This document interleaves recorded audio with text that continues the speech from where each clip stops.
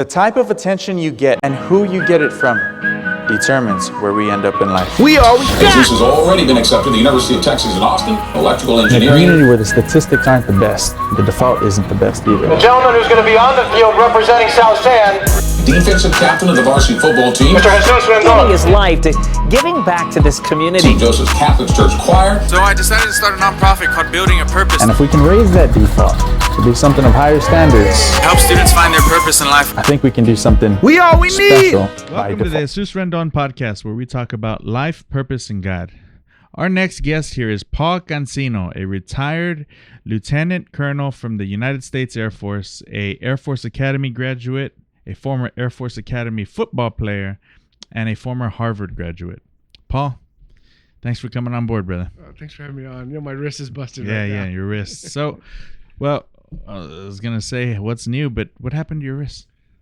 Just being old and thinking I'm still 25 and lifting the same weights. Just overdid it. Wasn't thinking ahead. Okay, all right.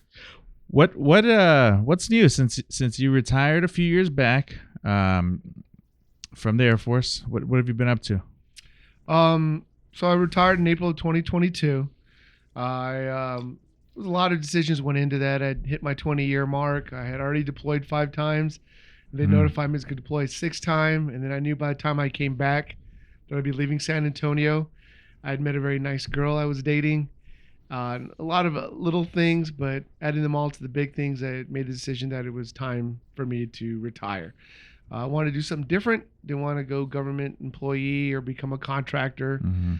So I applied to Harvard Kennedy School for Government, just kind of on a whim, a few other schools. And believe it or not, I got in. I mean, I was as surprised as anyone else.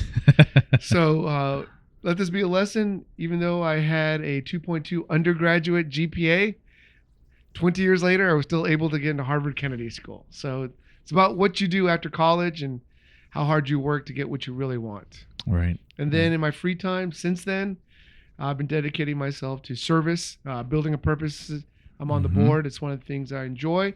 And also my superpower is finding stray animals in and around San Antonio. So I've been doing animal rescue and advocacy since 2010 with the 2 fosters I have now. And the dog I just found last week, I'm at 268 dogs Jesus. that I have found homes to, homes for, and or transported across the country. That's a ton. What's the most you've ever had in your house at one time? Dogs? Dogs. Right now. Right now? I got my pack of 4, and then about 2 months ago, I found 2 more dogs. One named Alamo. Found her at the Alamo, and another little pup I found on San Pedro Creek about a week later. So when I find him, Is her name Pedro? No, that one's name is Chili Guns because it was cold that day. So. Chili Guns. Okay. So you've got 6 at the I have house. 6 And that's dogs the right most now. you've ever had at one Yeah. at one time. Wow. Yeah. It's how do you know if it's okay to bring another dog into the pack? If they're gonna play well, do you have like a little cage I just keep, in case? I keep or- them separated Okay, you do. initially. I mean, right now I'm lucky that the 2 dogs I have are fairly small. But all last year, every dog I found was a pit bull or a Staffy mix. Yeah. So I had 60 to 80, 90-pound dogs in my house. So I had them in a separate room. I had them in a very large kennel. Just kept them separated because, my pack, their dogs are territorial. Yeah. So you have small dogs. I have right? small dogs. Yeah. So small dogs, rat terriers and chihuahuas, Chihuahuas. very territorial. So I had to keep them in one room as they bring the big dogs through. But surprisingly, the pit bulls, very docile, very sweet, very loving dogs. So I haven't had any problems. And then when I integrate them, I do so at a dog park. I don't do it in the house. I let them sniff it out on a walk across the street, and then we all come in together. And it's not as contentious as it would be if I just open the door and there's a new strange dog in the house. That's cool. So is your middle name? So you're Paul Mulan Cancino? Is that your middle name? Raheem. No, my middle name's Anthony. Anthony. Yeah. Okay. Yeah. That's cool. So what made you get into wanting to save dogs from the street? Did you think of it like, there's a problem with so many dogs? Or I mean, what No. did you grow up being a big fan of dogs? I always wanted dogs growing up, but I was never home. My parents both worked full time. I was always in sports or scouts or music. So my parents always said no, primarily because no one would be home to take care of the dog. It's not fair to the animal. In 2010, I was stationed in Alabama. We had a professional education course for the Air Force, Squadron Officer School, and we had to do a service project. And our service project was at Humane Society of Montgomery, Alabama. So I spent the day walking dogs and cleaning up kennels and brushing them and cleaning. It was really nice. And then, fate would have it. I looked at one kennel. I could still see it where it was. Mm-hmm. I saw this little brown and white Chihuahua mix, very calm and docile. I took him for a walk, and it's like lightning hit. Fell in love with him. Thought about it because I knew I was going to deploy in a few months. I had the bachelor pad, all white furniture, all high-end stuff, and then I couldn't get him off of my mind. And I went back from about 3 days later, and I named him Texas Pork Chop. I usually call him Little Ham or Hamson. And it was the best thing I ever did. And then when I came back from that deployment, I just started volunteering I want to give back to the people that had found and saved this dog. And about my second or third week in there was a big rush of people. And primarily where I was just cleaning out kennels, feeding them, picking up a lot of poop and walking them. Right. And then we had this big rush. And people were asking me questions about the dog. So I learned to read the placards, and then I got on my phone, and they'd ask me about a breed or a size. Did you know much about dogs before? Not like really. breeds and No, nothing? No, You didn't, I just knew I could point out Chihuahua and a Husky. Right. Great Dane. Pit Bull. Yeah, Pit Bull. But not about personality or needs or wants. And that day, I remember I personally matched 4 families with new dogs. And the staff there said, hey, you're really good at this. Don't worry about the cleaning. Start greeting people when they walk in. Because most people don't know anything about dogs. They know they want a dog or a cat. They walk in and they say, we're looking at dogs. And so when I'd greet them, I'd meet them, ask them about their lives, their lifestyles, what they expected about an animal, hours worked, little house, ranch. And then I'd look at the dog and say, here's who I recommend you look at to match your lifestyle. Because a lot of animals get surrendered or abandoned because people don't think long term. And after they also multiply fast. Huh? They also multiply fast. They do too. So that's another part. The rescues I've worked with the last 15 years, a lot of prevention. All animals are spayed and neutered. And so people just started coming in. And since staff was busy, I could spend 2-3 hours with one family, bring out 20 dogs to them to make sure we had a match. Right. And honestly, if they weren't 100% sold, I tell them it's okay. You'll know when it's your dog. And I've had people come in 10 minutes, say, that's my dog. I'm in love. And one couple came in 12 Saturdays in a row. And I showed them every dog they were looking for. 12 Saturdays in a row to look for a dog? Just to look at all our animals. Because, some get adopted. So we get some new ones. Some get transported to other rescues. And these 2 ladies came in. I showed them 10 dogs every Saturday. And they were just like, hey, these are beautiful dogs. And I told them, you'll know. I promise you'll know. And one Saturday I got there and we had King Charles Cavalier. They looked like the dog from Lady and the Tramp. Show dogs. Lady? Yeah, Lady. And they walked in, and one of the King ladies. Charles Cavalier? Yeah, one of the ladies. They walked in. She pointed at the window and she said, "Kennel number 2." And there were 6 of them. She goes, "The one with the white stripe." And she was crying, and I told her, "That's what I was crying. talking about." Wow. That's that's love. That's the dog you've been waiting for the last 12 weeks. And it's very rewarding. You're saving a life. You're actually saving 2. You're getting one dog adopted, which makes space for another animal to move up. Oh, wow. And then we're preventing unwanted litters and educating the public. And so it's very hot work. You smell and you're also very cold work. That night I saw you running after a dog. It was cold outside right there. Yeah, my truck is covered in dog hair, and I got leashes and collars and small traps. I'm always finding pets on the side of the road. This weekend I went home to El Paso to visit my mom, and Saturday night found a dog. Where'd you take it? To your mom's? To my mom's house. So she's got it now? Yeah, she has it. We're working with I'm working with the rescue in El Paso to get her adopted in place, but she's safe now. What'd you tell your mom how'd you convince your mom?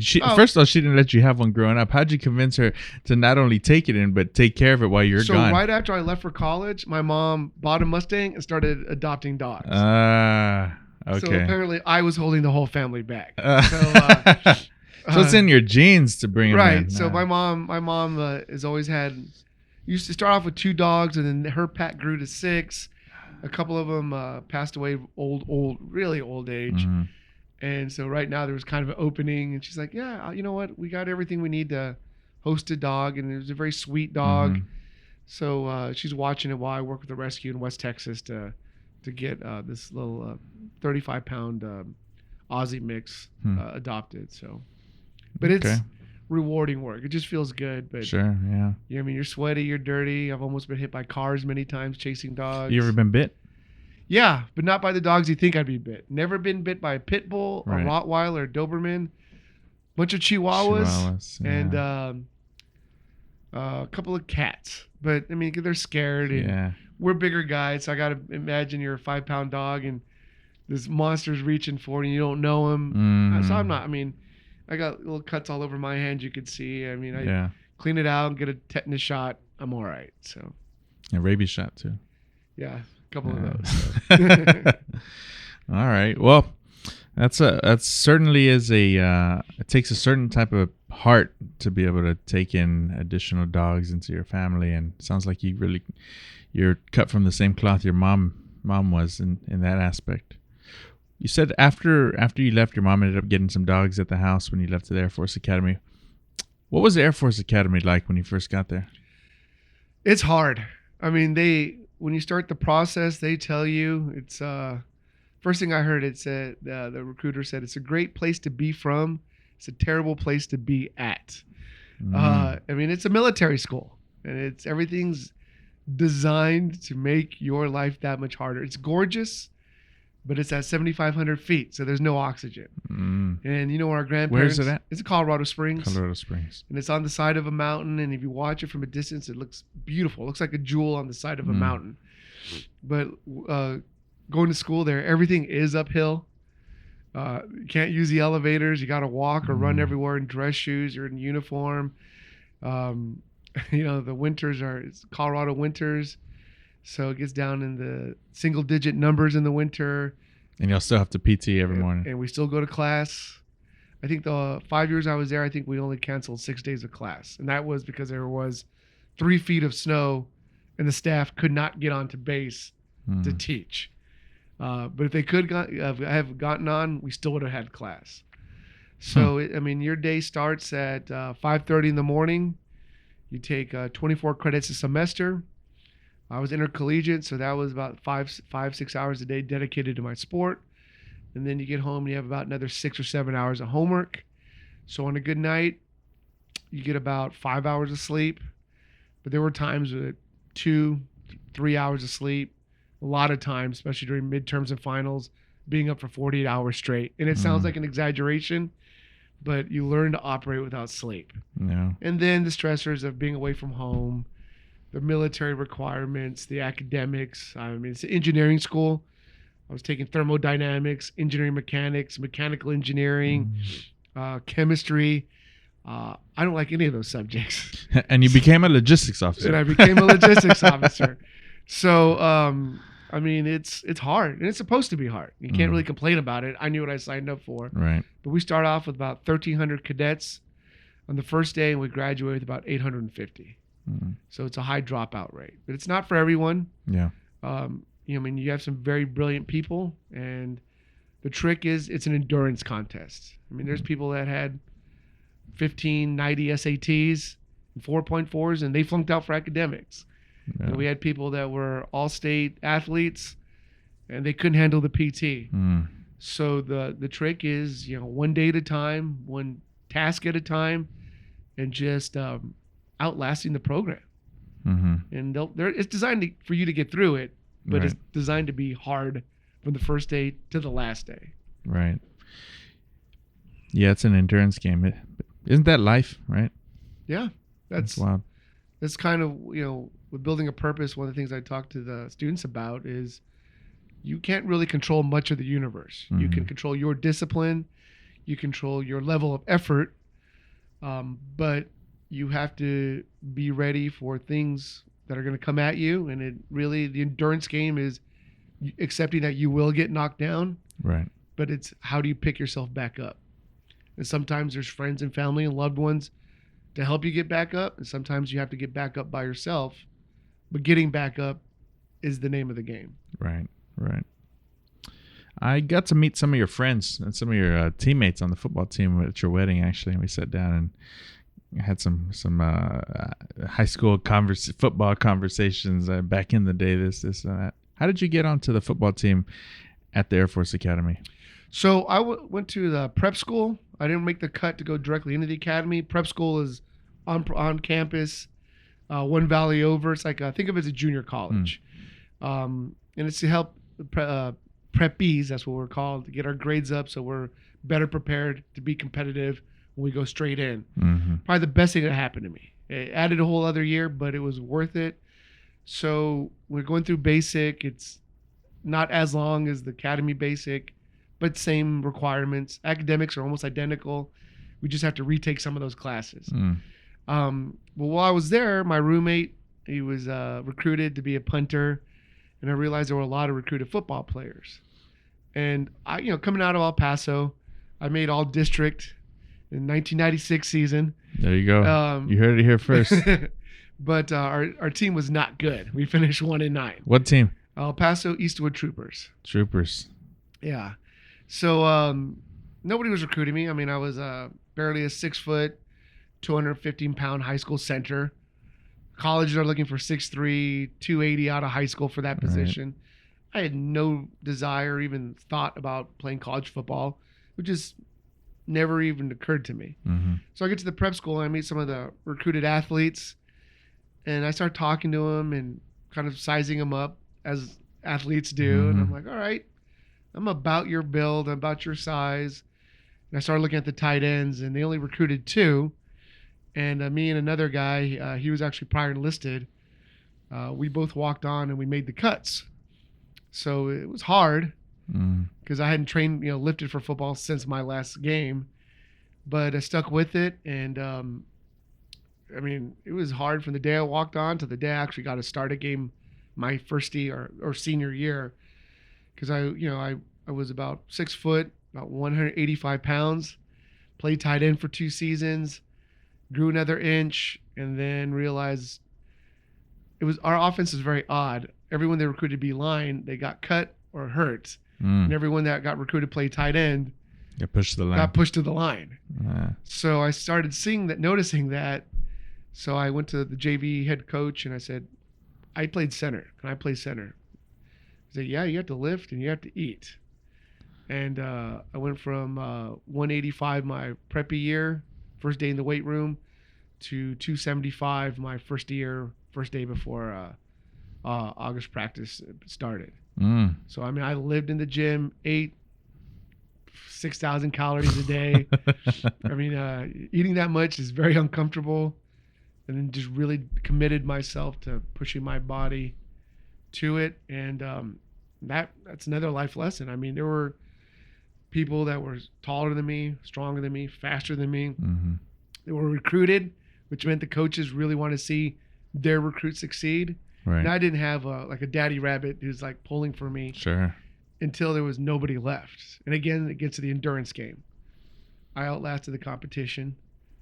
I had a good core of friends that knew how hard I was trying, that were also committed to seeing me succeed. And that's like, in sports or business, if you have a good team, I mean, you just play well with that person. And I really fit well with that line. And it was funny because left tackle, former tight end, center, tight end, right guard, tight end, right tackle, defensive end. Yeah. And then the person that played tight end our senior year was a linebacker. Yeah. And then half the D line, former tight ends. Right. So they just like that frame and that build and the athleticism. And but I mean, that's a podcast for another day. But I mean, every day I was on the line to get cut. Couldn't miss a workout, even if I was injured, sick. Still had to get to the gym because I knew I did not want to give anyone the opportunity to say that to give them reason to cut me. And I was like, and if they were going to cut me, I wanted to make a very difficult decision for them. Right. And at the end, by the time I got to my senior year, I was the last person standing for that position. So That's a whole other podcast. Yeah, no, those are good things to live by. I mean, don't give somebody a reason to cut you, right? Right. They have no other option but to keep you. Yeah, I mean, And by then, at least you've got grit to stick it out that long. yeah. What are some of your strengths now? That I have no weaknesses. That's your ultimate strength? Yeah, that's my ultimate strength. I like the word you brought up right now, grit. Uh-huh. I mean, if I've had a very blessed life with the parents I had, the neighborhood I grew up in. My parents had very hard upbringings. Mm-hmm. But I also chose to pursue goals and objectives that were possibly out of reach for a lot of reasons. It wasn't race or socioeconomic or, it could have been any of those things, but just a big dream. Right. And Simon Sinek has a book. He talks about grit. And it's like the people that really last in different career fields or people that make history, we remember the headline, but we don't remember how hard they worked and how many setbacks they had and what they had endured just to get to that moment. And when that moment came, they were ready. Mm-hmm. But everyone wants to think like, well, Michael Jordan, he was just great. If you watch The Last Dance with Michael Jordan, you see how hard he practiced.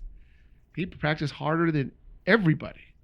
Kobe Bryant, same way. Tom Brady, right, and all the greats make it look easy because on that day, they've trained so much harder than that moment. Right. So I think my strength is grit, that I've outlasted competition, I've outlasted circumstances, I've outlasted misunderstandings, I've outlasted bad coaching, bad supervision. I've outlasted myself. I mean, there's a voice in our head that tells you to quit. It'll make excuses or tell you it's just easier if you don't do this. Who cares? Right. And sometimes most people don't care. Like, hey, my friends would still be my friends had I not done certain endeavors. But it's the voice inside that you have to quiet with discipline and grit and say, I'm going to keep going. Mm-hmm. So I think that's my strength is grit. If I make up my mind and say, I will do this, I will do it. And in my mind, I might die trying, but no one can say I quit. Right. And to me, I think being a quitter, people fail. You can fail and people call you a failure, but you tried. Quitting, I think, is so much worse of a word. That makes sense. Oh, yeah. Yeah, sure does. What are some of your weaknesses, or what is your weakness, your greatest weakness? I'm impatient. I mean, I move at a certain speed and I idle at a certain speed. And as my wife's reminded me, not everyone else does that. So it's having to be cognizant of that and make allowances that, yes, I'm idling at a 7 and I could push it up to a 10 and hold that speed and pace, that intensity and duration for weeks, months, and years. Mm-hmm. But other people who might not even be on the same goal I'm on, but I need their support or I need their product. They're at a 2 and I get frustrated because I'm like, hey, I want to be at a 10. You're surging at a 2. I just need you to keep up or give me what I want and get out of my way. And I very literally have to write this down when I'm making tasks or a Gantt chart and say, this person isn't a bad person, but they'll never be at a 10. They'll be at a 2 because their priority is over here. Right. Or their interest is not aligned with mine, which is okay. Right. But how do I adjust what I'm doing for that so it meshes seamlessly, so it does I don't get mad about it. And I'll tell you right now, I hold grudges. I got axes I'm still grinding since junior year of high school, But you know what? I use those grudges as motivation. And whether it was a slight, real, or perceived, I use it to motivate me to go get something done or achieve an objective. Right. Does your weaknesses come up often when Willie's maybe not so patient with you? No, Willie's very patient with me. I I really can't say she's impatient. She asks a lot of questions. She Okay. does the why, like, well, why do you want to do this? That's when I get impatient. Like, I just want to do it. Yeah. I think our point of friction comes out when I'm focused. Now you might have the same problem too. We're bigger guys, and we're thinking about something. My thinking face looks like I'm mad. Right. And I didn't know that until I would think it was a major. And when I'd go around to my airmen and ask them questions, and I say, anything you want to tell me about? And they'd lock up. And then someone would start telling me something. And one of my sergeants, I still remember, Staff Sergeant Fields goes, "Hey, sir, when you're up there, they're terrified of you." I'm like, "Why? I care. I'm really nice." She goes, "I know you care, and I know you're nice, but when you're thinking, you look like you're pissed off." And she took a picture of me one time, and a young airman was explaining what they do, and I was really listening intensely, but the picture of me, it looks like I'm about to hit him. Yeah. So I had to change my posture. I had to kind of lean back. I had to smile more. And I realized saying anything you want to tell me sounds like they're busted. Right. I had to soften it and say, "I'd like to know how I can help you. Anything you want to share with me so we can make things happen." Mm-hmm. Then everyone opened right up. Everyone relaxed. So I wasn't self-aware of that. So getting back to your question, my wife's patient, but she has to remind me. People ask questions, her in particular, so they know what I really want, so we can get it right the first time. Right. I see a lot of parallels with Judith and Willie and you and me, and I think a lot of times I get checked on my thought process along the way. And maybe it wasn't exactly the way I thought it would have been executed by her screenings, but it's interesting because her thought process is very, I guess, slower, but a little bit more articulated and very hers is very more detail, where mine is very broad strokes, but very purposeful. I don't know if that. See, I would have sense. guessed, given your engineering and project management background, that you'd be very detailed and deliberate, just really hyper focused. Mm-hmm. Like, and that's how I get hyper focused almost to a fault. Like, on the details. yeah, what about Really? these other things? And I'm like, oh, right. I made up my mind I'm going to do objective A. And that's the most important thing for me of the day. But sometimes there's other things I actively ignore because I just want to get A done. Right. That's where Willie pulls me back. I see. I do my best to create systems that yield high percentage success rates, right? That are easy wins. And I think focusing on those on a detail matter, because then it becomes a repetition, discipline type of thing. Just checking, it's the same routine, might be boring, but it's effective, right? Yeah. And then you build those blocks into larger systems. And I think you eventually get to where you're trying to go goal-wise. But is there a quote you live by? A lot of different quotes. There's a Latin quote, Audaces fortuna iovat. Fortune. What? Say that again. Audaces fortuna iovat. It means fortune favors the bold. I always like that one because, if you want high payoff, you got to take high risks. A lot of that is not being reckless, though. It's, controlling what I can control, being prepared, and jumping for that ambitious goal.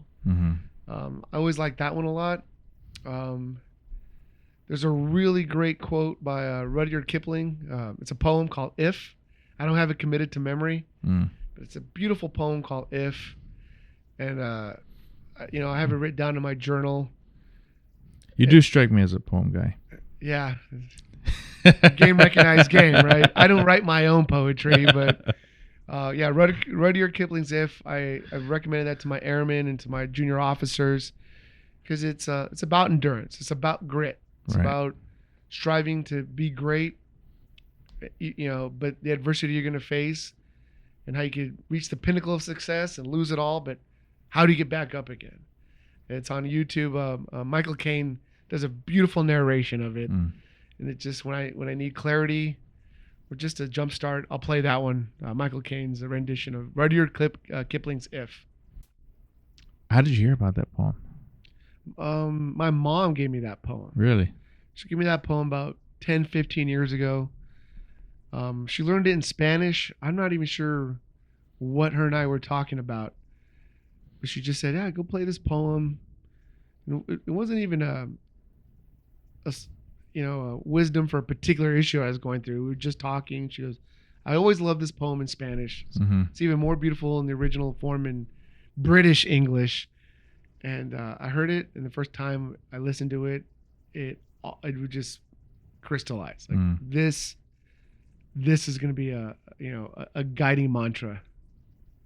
I recommend that to any student or anyone, facing hard times or obstacles, or anyone who wants to dare to be great. That's just a great thing to have up on a wall, or in a journal, or just even in your wallet, just to read or listen to out loud. It'll get you through a lot of things.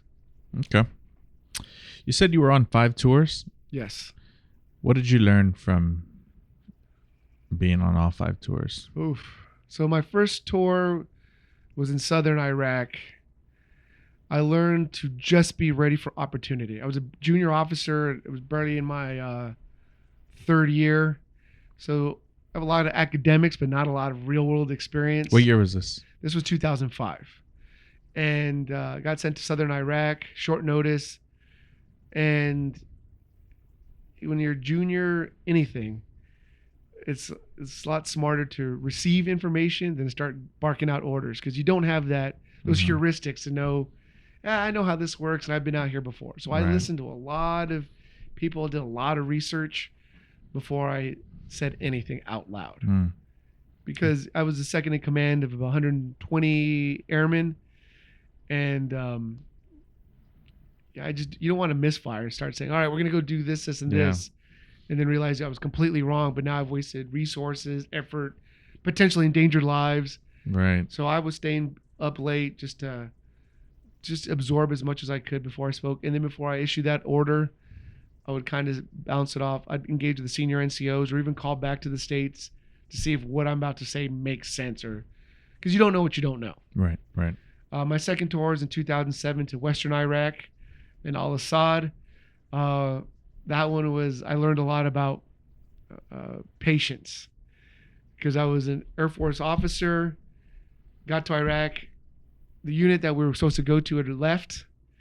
An Army unit had gone back to Alabama, and that was a Marine base.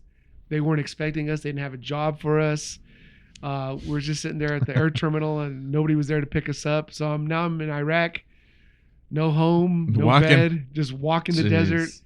And eventually found out where I was supposed to go. And even then, I get there and I'm in logistics. And I was there for a week. And the Navy skipper, he says, what do you know about water? Like bottled water. And I just go, well, we drink it and swim in it, and fish have sex in it. It's from Indiana Jones, right? And he goes, all right, you're my water production officer for the base. Okay, like, am I trucking this in? No, I had to learn how to dig wells and pipe water from the Euphrates River. These Iraqi-built water pipes. Purify it, protect that pipe, because the insurgents kept trying to blow it up. And turn into crystal clear drinking and water and non-potable bath water for about 12,000 people every day. So I still remember I had to have 1.2 million gallons of water on hand, and I knew nothing about water and purification units and distillation and storage and piping and pressures. Now I can still remember it. Right when I got good at that, the skipper came down about 3 months later and says, what do you know about power production and electricity? And I told him, well, I know I got a D in electrical engineering at the academy, and I shocked my lab partner with a live wire probably twice. He says, all right, you're in charge of power production for the base. So all these locomotive-sized generators that we had on base, I was in charge of all those. And my last... How many people did you shock? That one, none. Okay, that would have good. killed a lot of people. So that was my number one thing. I always made sure, are we grounded? Are we grounded? Right. There's no water. And then my last 2 weeks there, the skipper came up to me and says, what do you know about sewage and wastewater treatment? And I looked at him like, please, sir, I'm leaving. Don't make me do this. And I had to figure out how to unclog a lot of sewers. with sticks and little shovels and Yeah. Snakes. You think you've seen some gross stuff? Well, let me tell you what the mess 12,000 people can make per day. It's Yeah. pretty awful. But the patience was, I was trained I have a skill set for, ABC. What was your degree in? My business management. And then, but then I was asked to do XYZ. Sure. And it was, being patient, being flexible, and then going back to my first, lessons I learned from my first deployment of study. So I'm pulling out diagrams and trying to read engineering specs and voltage drop off from insulation and capacitors and resistors, and learned enough to be effective, but not an expert. And then, when I was effective, I could understand what the experts were saying, translate that, and also kind of suss out who's sort of using jargon to hide what they're not doing. 2011, I went to Afghanistan. I was working in the Special Forces, Combined Joint Special Operations Task Force. That one was learning about cultures, because it was Army-centric Special Forces supporting Marine Special Forces, the Navy SEALs, Afghan Special Forces, NATO Special Forces. So there's language barriers, there's culture barriers, there's capability barriers. So you think, all right, we all have the same objective. Yes, but everyone's perceiving that objective in a different way and has a different way to get there, if they want to get there at all. Right. And then I went back 2014 to staff in Kabul. That was understanding the strategy, all the policy. We were located with all the generals and the ambassadors, so it wasn't the tactical level who we're going after, what are we protecting. It was funding. How are we training this so this force can be independent in 5-10 years. So that was very enlightening to see from on high. And then I went back in 2019 for a year to be an embedded air advisor with the Afghan Air Force. So I'm shoulder to shoulder with my Afghan partner. We were trying to make a lethal professional Afghan Air Force that could support them in the event we left. They weren't ready when we left. We're making great strides, but we left too early. So, it's a lot of flexibility, a lot of studying. Because if I look back on most of the jobs I've ever had, I never got formal training. You just get dropped in there. Right. And then, all right, figure it out. A lot of OGT. Yeah, a lot of it. Jeez. What was your greatest lesson learned in your 20-year experience? You can pick one lesson that you learned out of there.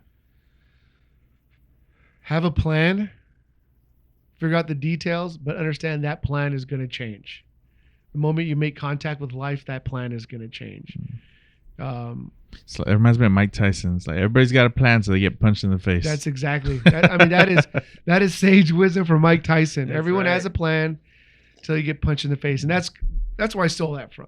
Oh, okay. Because the military will say, all right, here's where you're going to be in 3 years and 5 years, and they actually will draw out on a chalkboard. This is where you need to be at 1 year and 3 years, and here's the level of education you have to have, and this is the level echelon of the military you need to be at, blah, blah, blah. And they draw it out. And it wasn't until my, 16th or 17th year, I was at a big conference, and one of our chaplains said, here's the blue line for the Air Force, but here's the green line for your life. Here's where you get married. This is where you start having kids. This is where some of you get divorced. This is where some of you have a body that starts breaking down. This is where some of you have parents that get too old. Who's going to take care of them? And he's like, this is what's going to impact your blue line. And the military is a great and wonderful thing, but it makes mistakes. So you can do everything right and you're still not where you're supposed to be. Right. And I always had a plan, but once I understood that my plan was subject to change, it took a lot of stress off. Because again, I can only control so much of the universe. So when I get thrown a curveball, yeah, it was frustrating. And there's some anguish to it. More axes to grind later on. But I was able to rebound, adjust, and move on to something else.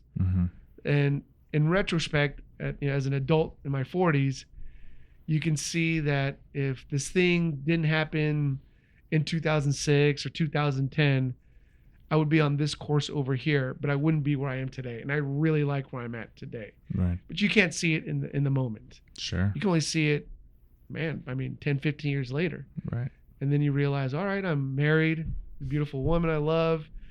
I love San Antonio. I'm back in Texas. I got to go to different school. I got to go to the University of Texas. I got to go to Harvard. And if you ask me in 2002, those things weren't even in the plan. Mm-hmm. Those things weren't in the plan even in 2015, 2017. Started thinking about in 2018. And then what made you go to UT Austin, and what was your degree in? I always wanted to go to UT. I guess so. Right? Yeah. There you go. Hook 'em horns. That's right. Yeah. Since I was 17, I wanted to go to UT, and I went there one time. If you would have went to UT, you would have played football with Ricky Williams, right? Oh, I would. Oh no, they would never take me to play football. I would have been a manager, and rightfully so. I mean, yeah. I went to Austin. He was a beast, though. Yeah, he was. He still is. Yeah. He will. That guy's gonna be jacked until he decides to go home. But I went to Austin one time. I saw the Capitol. I saw the campus. I saw 6th Street, and I saw the girls. And my parents had worked really hard to give me the life that I had. And I remember I was a senior in high school. You're supposed to apply to the Surface Academy as your junior year. It was already April of my senior year. I was set to go to UTEP. I was living the very quintessential Texas high school football dream. I'm a team captain. I'm dating the prettiest girl in our city. Grades are coming easy to me. In the whole city of El Paso. Yeah, I mean, that's a podcast for another day. But and I remember a lieutenant came down, and my friends that had older siblings were like, yeah, we got to go to Arizona State, another big party school. We got to go to UT.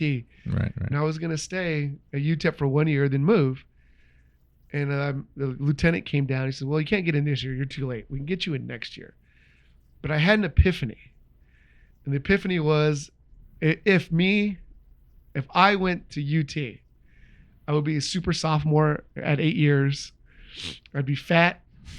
And I would still be an undeclared major 8 years into it.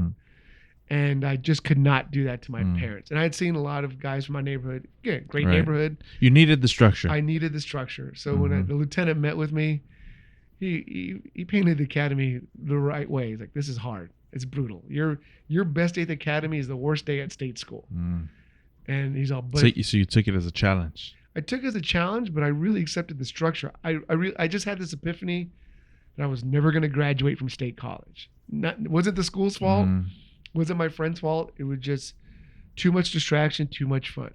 I mean, that's mature of you to acknowledge that, have that self-reflection. Mature that I was not mature enough to.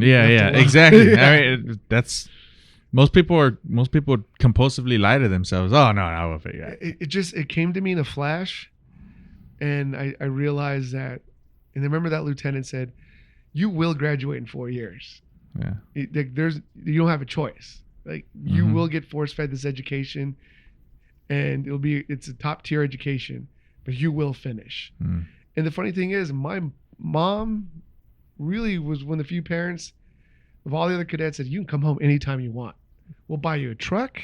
We'll get you an apartment. You can come home." She just missed me. I'm an only child. Yeah. And I was like, no, I got to finish this. And it was rough, but I always wanted to go to UT. And it was always a calling, and I knew one way or another I was going to get to UT. And when I got stationed in Wichita Falls at Shepherd Air Force Base, a young lady I was working with said, I can get you there. She had gone to a bunch of different universities, and she helped me with my package, found the program. And she says, if you want to go into public service, you need to go to the LBJ school, get a master's in public affairs.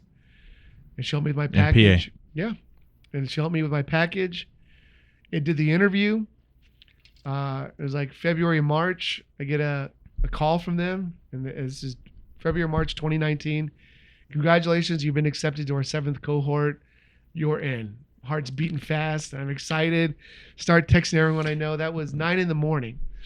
2 p.m. that same day, Air Force sends me an email. You're on a short notice for non-voluntary 1-year deployment to Afghanistan.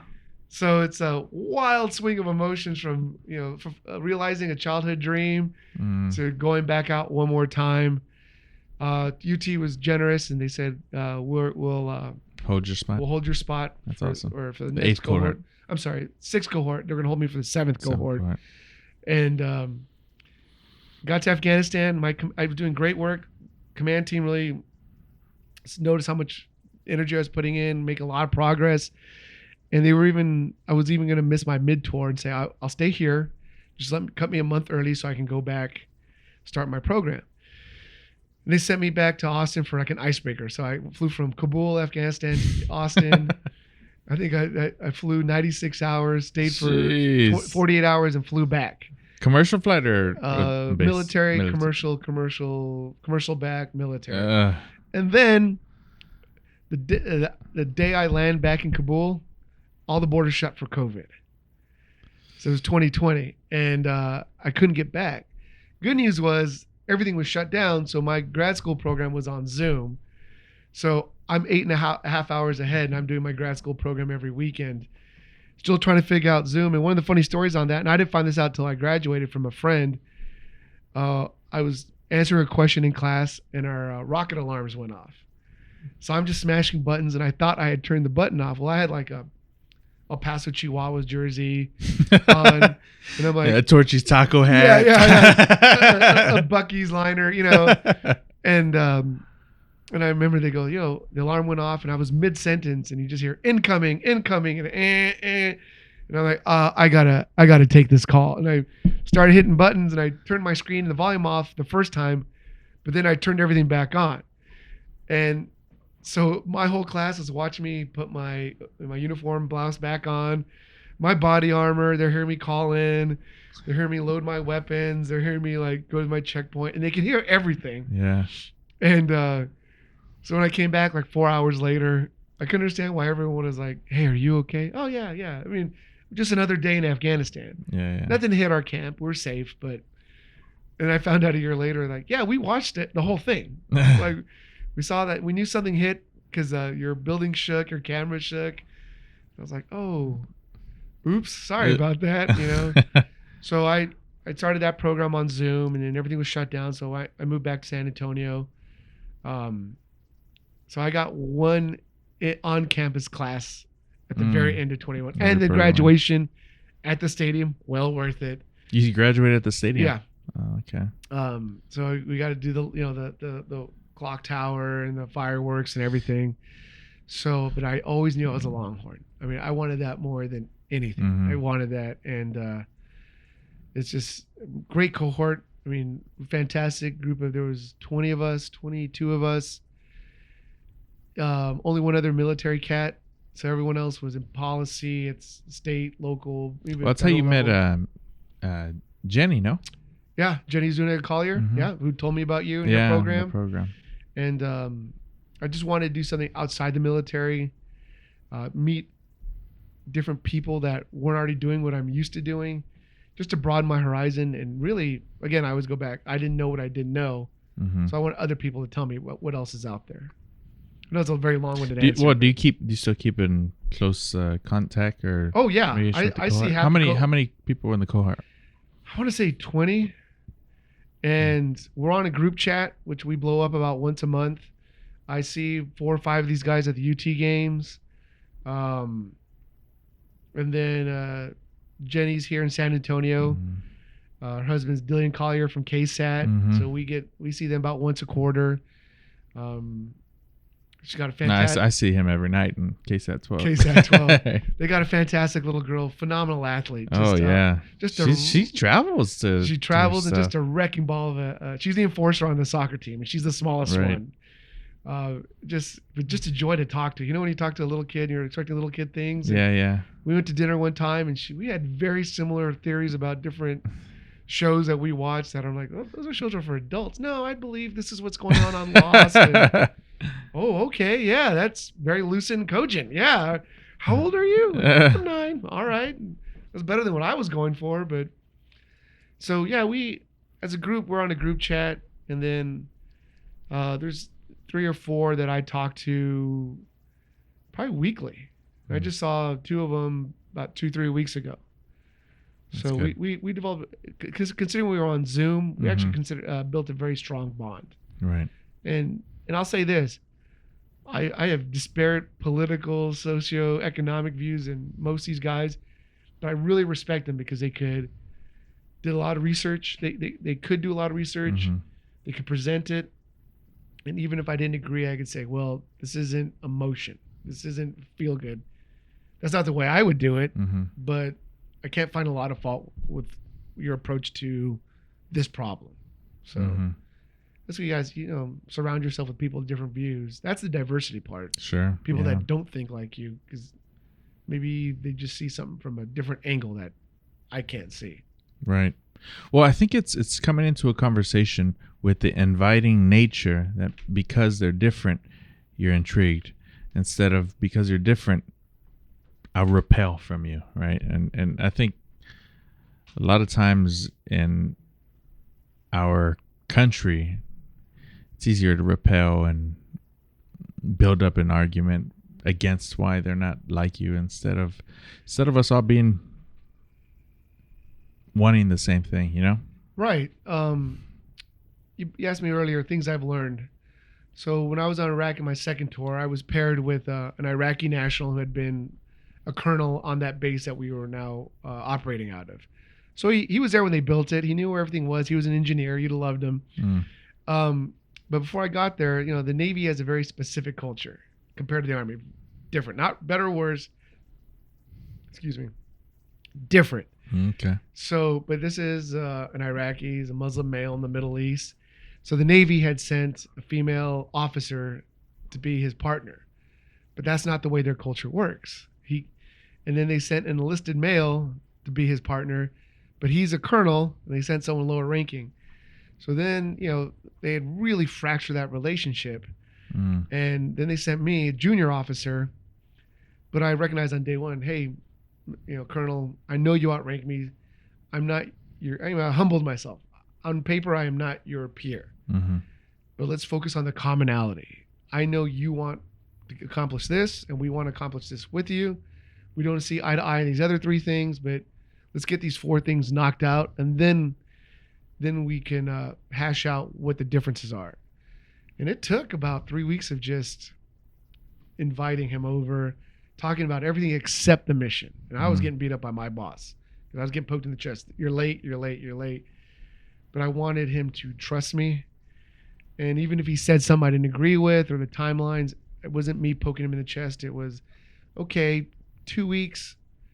What can we do to get this done in 5 days? Or can you get this? Or can you make these calls? Mm-hmm. And it's not about, there's times you apply pressure, but there's a carrot and a stick. Sometimes it's a carrot, sometimes a stick. And I really focused on commonality. Mm-hmm. We have a lot more commonality with people that we perceive as different than I think actual differences. And sometimes those differences kind of inconsequential. It's like, hey, her and I don't agree on this. But at the end of the day, our disagreement doesn't impact anything. Right. Our agreement on these things that we get done together has the greatest impact. Right. So that's another thing the military taught me. Different cultures, different countries, different services, different agencies, different governments and allies and enemies. There's a different approach for all of them, but they all have a value to them. Mm-hmm.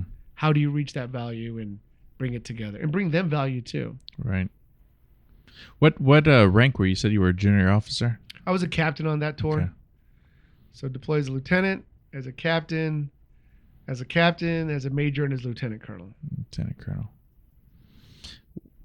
How far or close were you from making a full bird?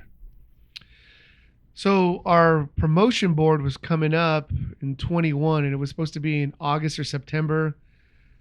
And I was already 85% sure I was going to retire because I'd always just wanted to move back to Texas. I was dating my future wife. Found a really cool place downtown, which you've seen. Yeah, it's real nice. I had some back injuries and some knee injuries that were finally just becoming intolerable. And they moved that board, but I hadn't told anybody. I kind of ruminated on it and said, let's see what number they give me in stratification, and then let's see how the board shakes out, and let's see where they send me, and then I'll say yes or no. And I was supposed to know that by August or September. They kept pushing it back. And then I remember in December, I was at a medical appointment my wife or then girlfriend had taken me to. And I'm sitting there talking to the doctor, and they're explaining what treatment for broken my nose too many times, really what it came down to. And the doctor stepped out, my phone rang, and it was our deployments lady. And she goes, "Hey, just let you know, you've been tabbed for deployment in April." Without skipping a beat, I said, "No, I'm not going. I'm retiring." She said, "Oh, sir, I didn't know." I said, "Nobody knows. I was asking for a sign. Just made that now. This is the sign. I made up my mind right now." And part of it is I got a tattoo with the Roman numeral 5. 5. So they couldn't make a 6 on yeah, that easily. I can't make a 6. There's no, I don't know if you can see it, but there's no space for a 6. And I think I did that subconsciously to say, that's it. I'm not going anymore. So she goes, "I didn't know." She was so sweet. "I really didn't know." Like, "Oh, nobody knows." I asked for a sign. I made up my mind right now in this phone call. So I'm so sorry. Like, "Oh, don't apologize. You helped me." And I walked out, and Willie goes, "What'd the doctor say?" I got a follow-up appointment." "Oh, I'm retiring." How bad is your nose?" "Oh, my nose is fine." Like, they called to deploy me. I'm not going. You know, and so I looked at my paperwork that they had put. I think I was reasonably competitive. My leadership was all gung-ho about it. They're like, "Oh, if you stay in, you're going to make the cut." You never really know until you make the cut. But, you just, one day you wake up and you realize, I want to do something else. I'm not mad at the Air Force. I got to do many amazing things. Excuse me. I love the people I served with. I just wanted to do something else. And I didn't want to leave Texas. I really fought hard to get back to Texas. I finally got back. Yeah. And I knew if I promoted, they were never going to let me stay. You have to go to. I feel like that's the common thread. Anybody who makes Full Bird has to spend some time in the Pentagon. And yeah, that was going to be the next tour. Pentagon. Knowing my luck, they were going to send me overseas anyway. And I just want to see where things are going to go with my future wife. I loved where I was living. I love the tempo, and I just, which is clear. Right. And sometimes you just need that nudge. And we all, Well, you'd also just graduated from UT. In 21, and everything was going good. Right. But you reach out and with your spiritual, and I'm Catholic, and you prayed, just give me a sign which way I'm supposed to go. Right. And that was the sign. "Hey, you're deploying." "Nope, no, I'm not."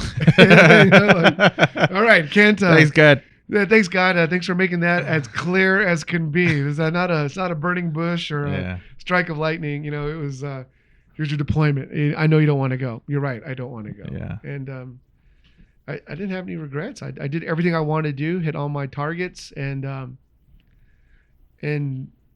the Air Force gave me a pretty beefy resume to start applying to other things that were out there. And so was I close?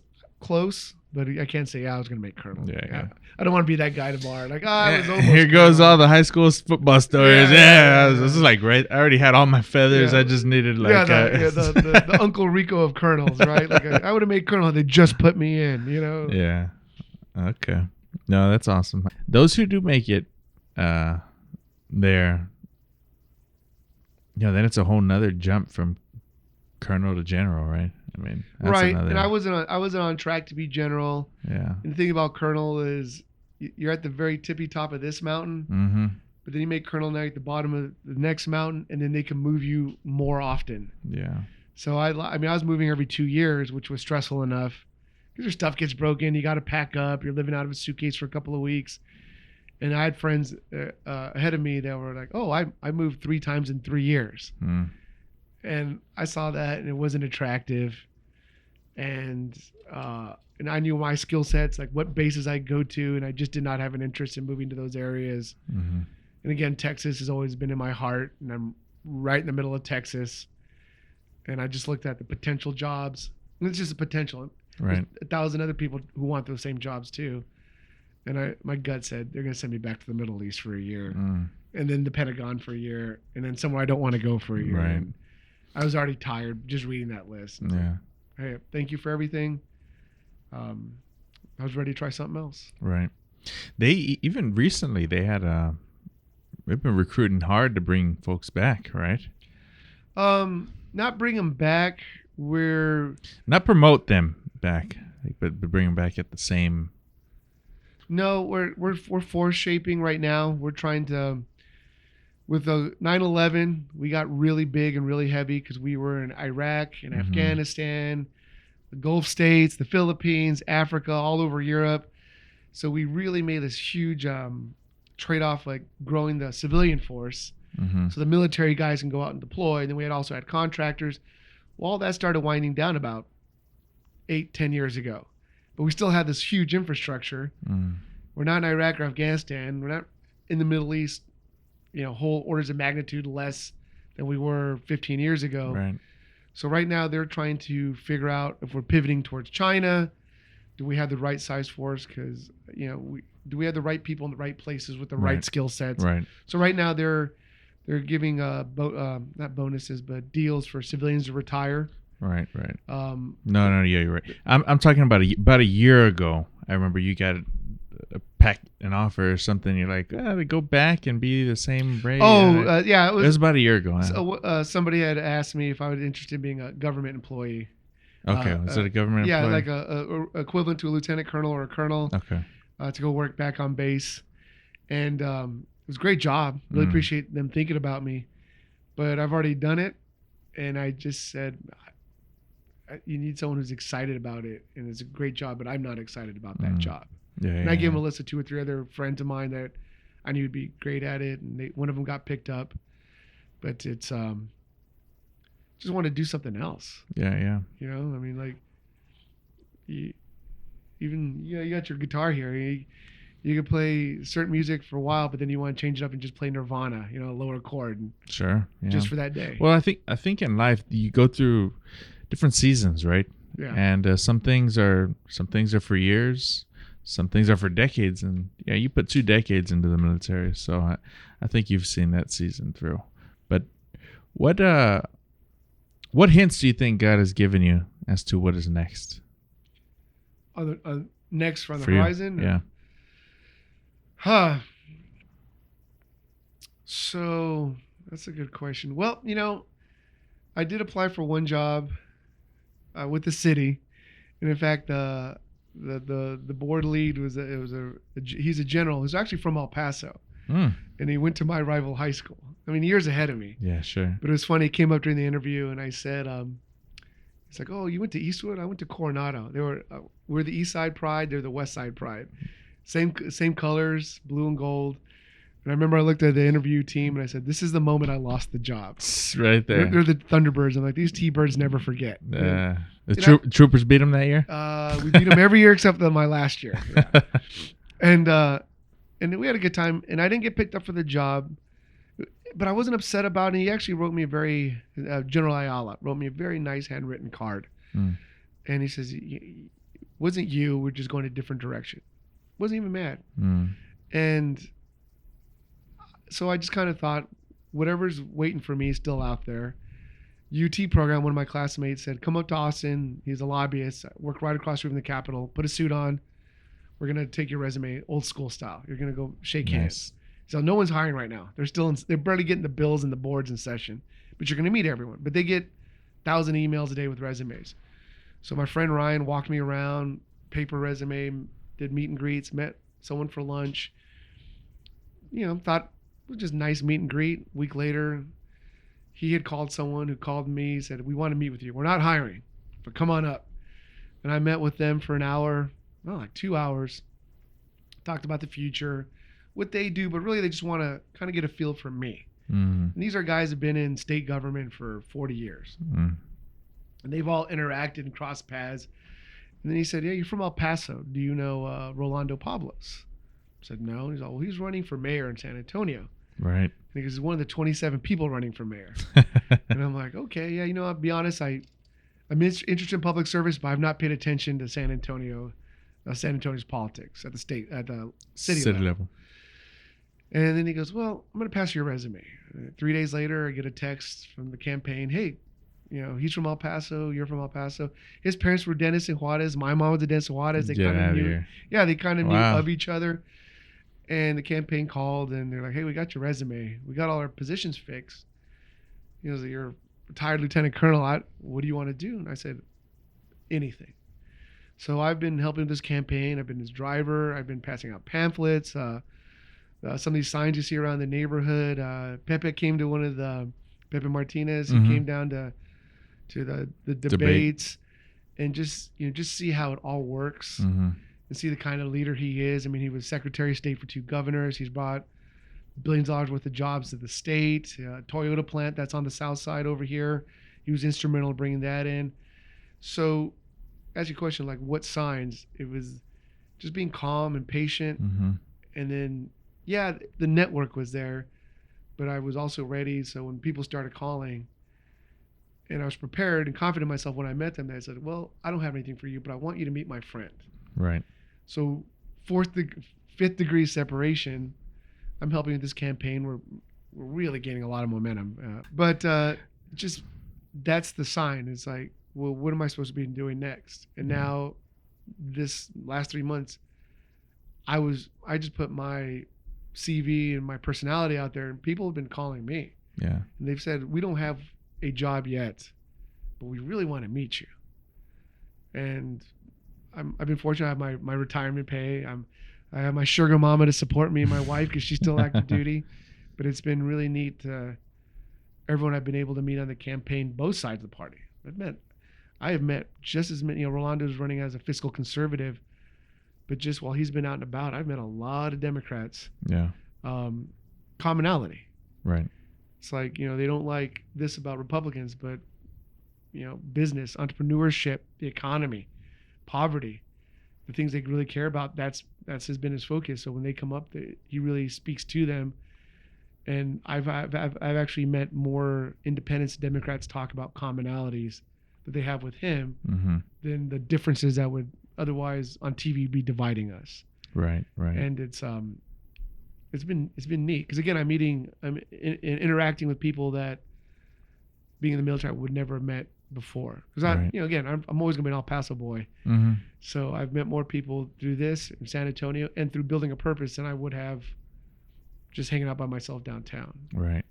So that's the sign. It was just that this right now there's people are connecting me to other people. Where I'm going, I'm not sure yet. But in my heart of hearts, I feel like I'm making progress to where I'm supposed to be. Right. What's one thing you've learned from this whole campaign experience? This is your first time ever working on a campaign? Very first time.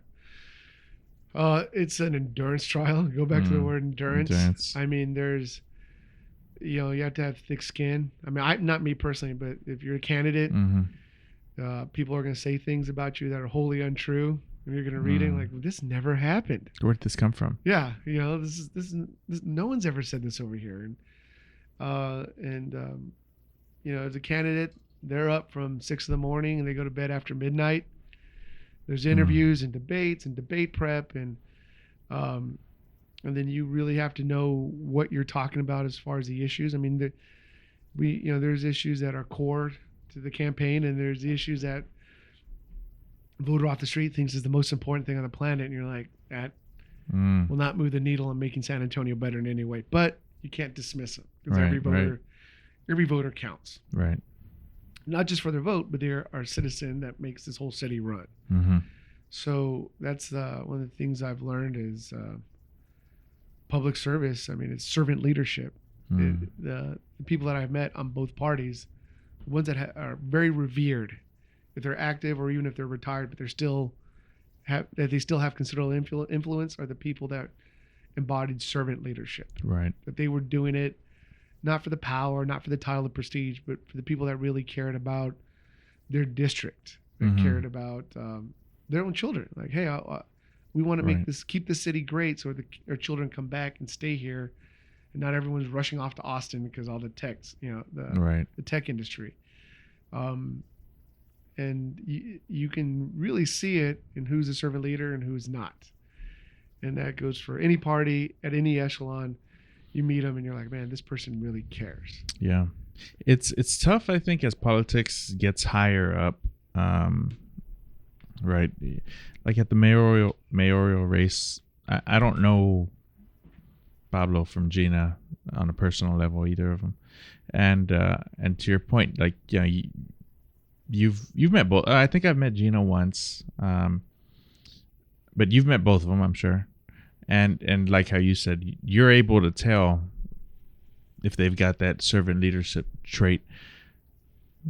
For the rest of the 1.5 million people who live in San Antonio, it's like, yeah, they've never met them, and what do they go off of when they go to vote? They go off of probably, well, first of all, do they even go vote? There's that one, right? Getting them there. Second, it's they vote off of whatever they're relatable. Whatever that one issue from that one person, he said, it's not really a priority on my campaign, but it's an issue that I heard him talk about it once or something, right? They go about that relatability. It's a popularity contest, but it's too bad that we're not able to connect and communicate better with electing the right person, because I feel like too many times we've been in elections where we're choosing the less worse. True, but see, I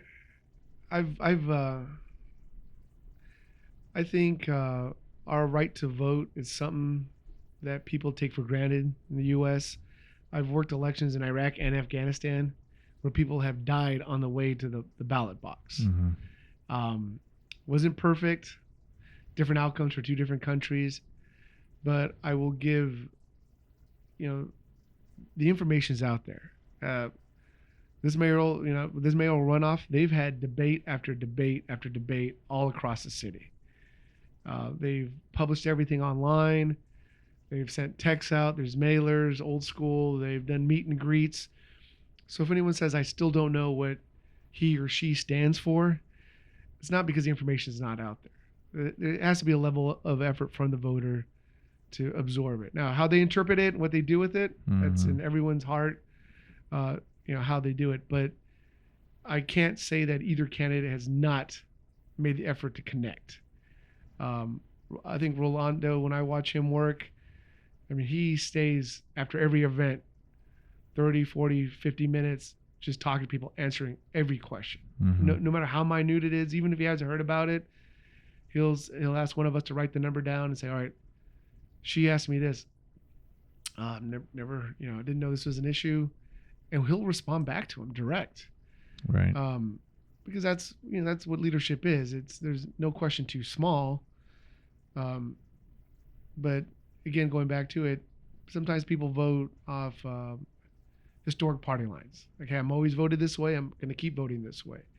Or it's one particular issue that means the world to them. And maybe it does. It should. They're just committed and dedicated to turning the world on that one issue. But voters, as a citizenry, we have a responsibility to make the effort to go find out. Because if not, who we sending out anywhere, any echelon? Like, right. I voted for this because my parents voted for that party. My grandparents voted for that party. What do they stand for? Well, I'm not sure. Right. We've all heard that conversation. It's like, well, do you want to check? Because the voter is a steward of the republic. We're the ones who hold the government in check. And when we don't pay attention, that's when you get bad government. Right. I agree. And I wouldn't say it's not that they haven't made an effort to connect. I think it's more than that. I think the effort to connect, there's different means, right? There's the one-on-one, there's the podcast, there's having a PAC fund you a commercial.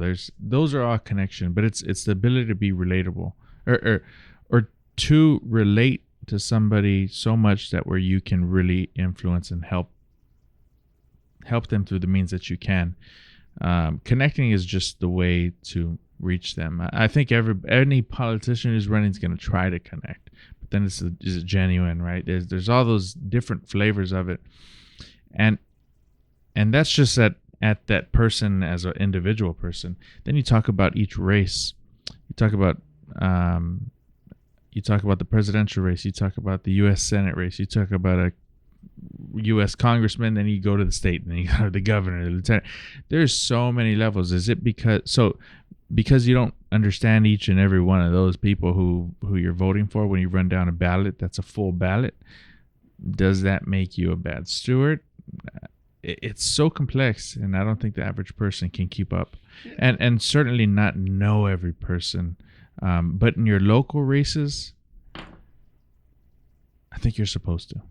I agree with you. I mean, when we first met, Mhm. we talked about building a purpose. I said, Right. the change that we want to see starts local. And it starts in the neighborhood.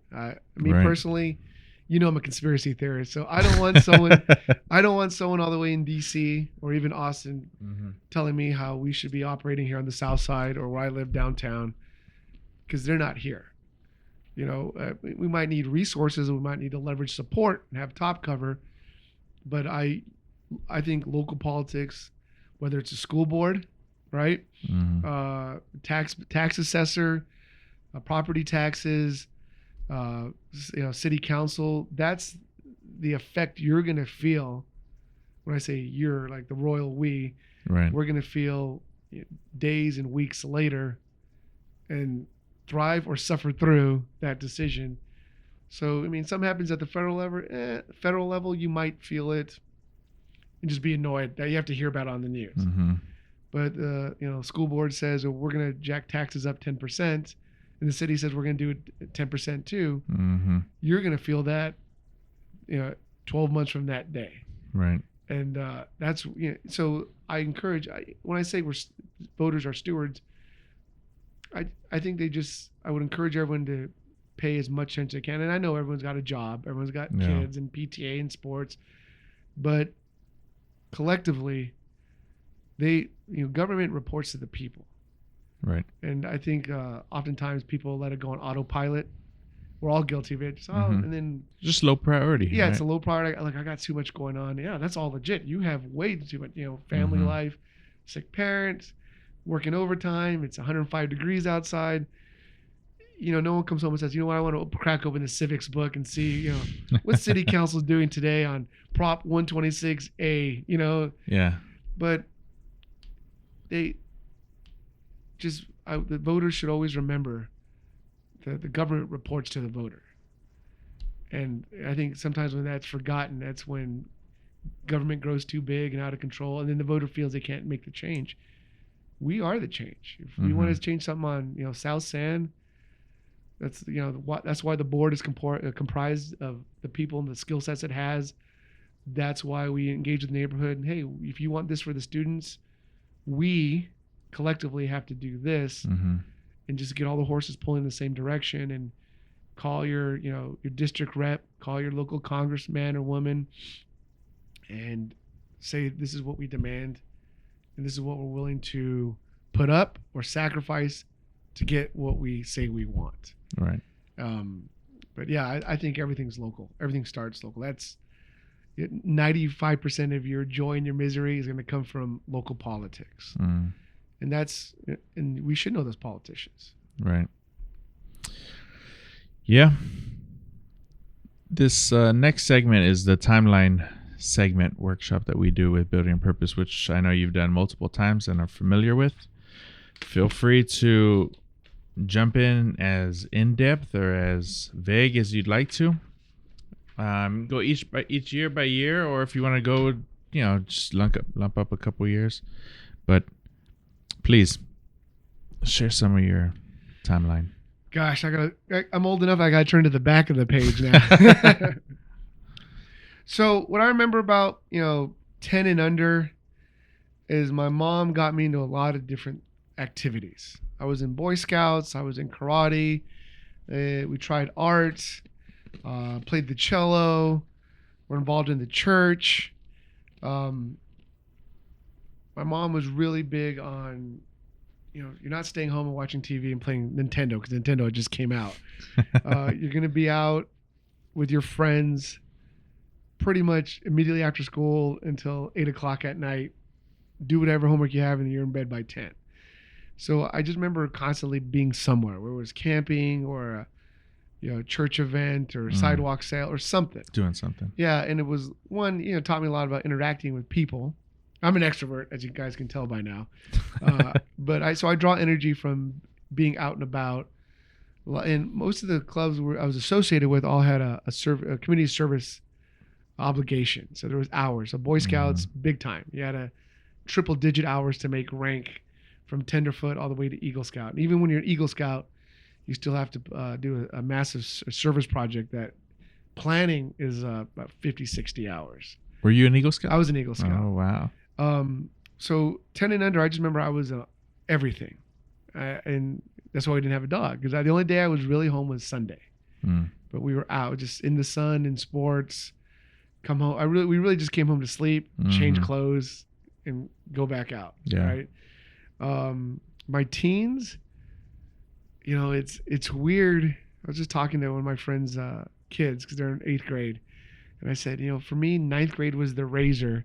Because 8th grade, everyone sort of dresses the same. Your parents are still sort of dressing you. But then you get to high school, and that's where the filters are. Like, all right, you're going to be a jock. You're going to be a band. You're going to be in debate. And, Right. you're going to be a burnout. Like everyone just sort of just starts forming and norming into groups. Mm-hmm. And, but, as a freshman, I was a late bloomer. I was not small, but I definitely wasn't the biggest or the most athletic. And I still got a little boy in all my 9th grade pictures. But there's always that kid that looks like you, and at 15 years old, he has a full beard, full beard, and everyone calls him sir because they think it's a substitute teacher. Me and my friends were not those guys, right?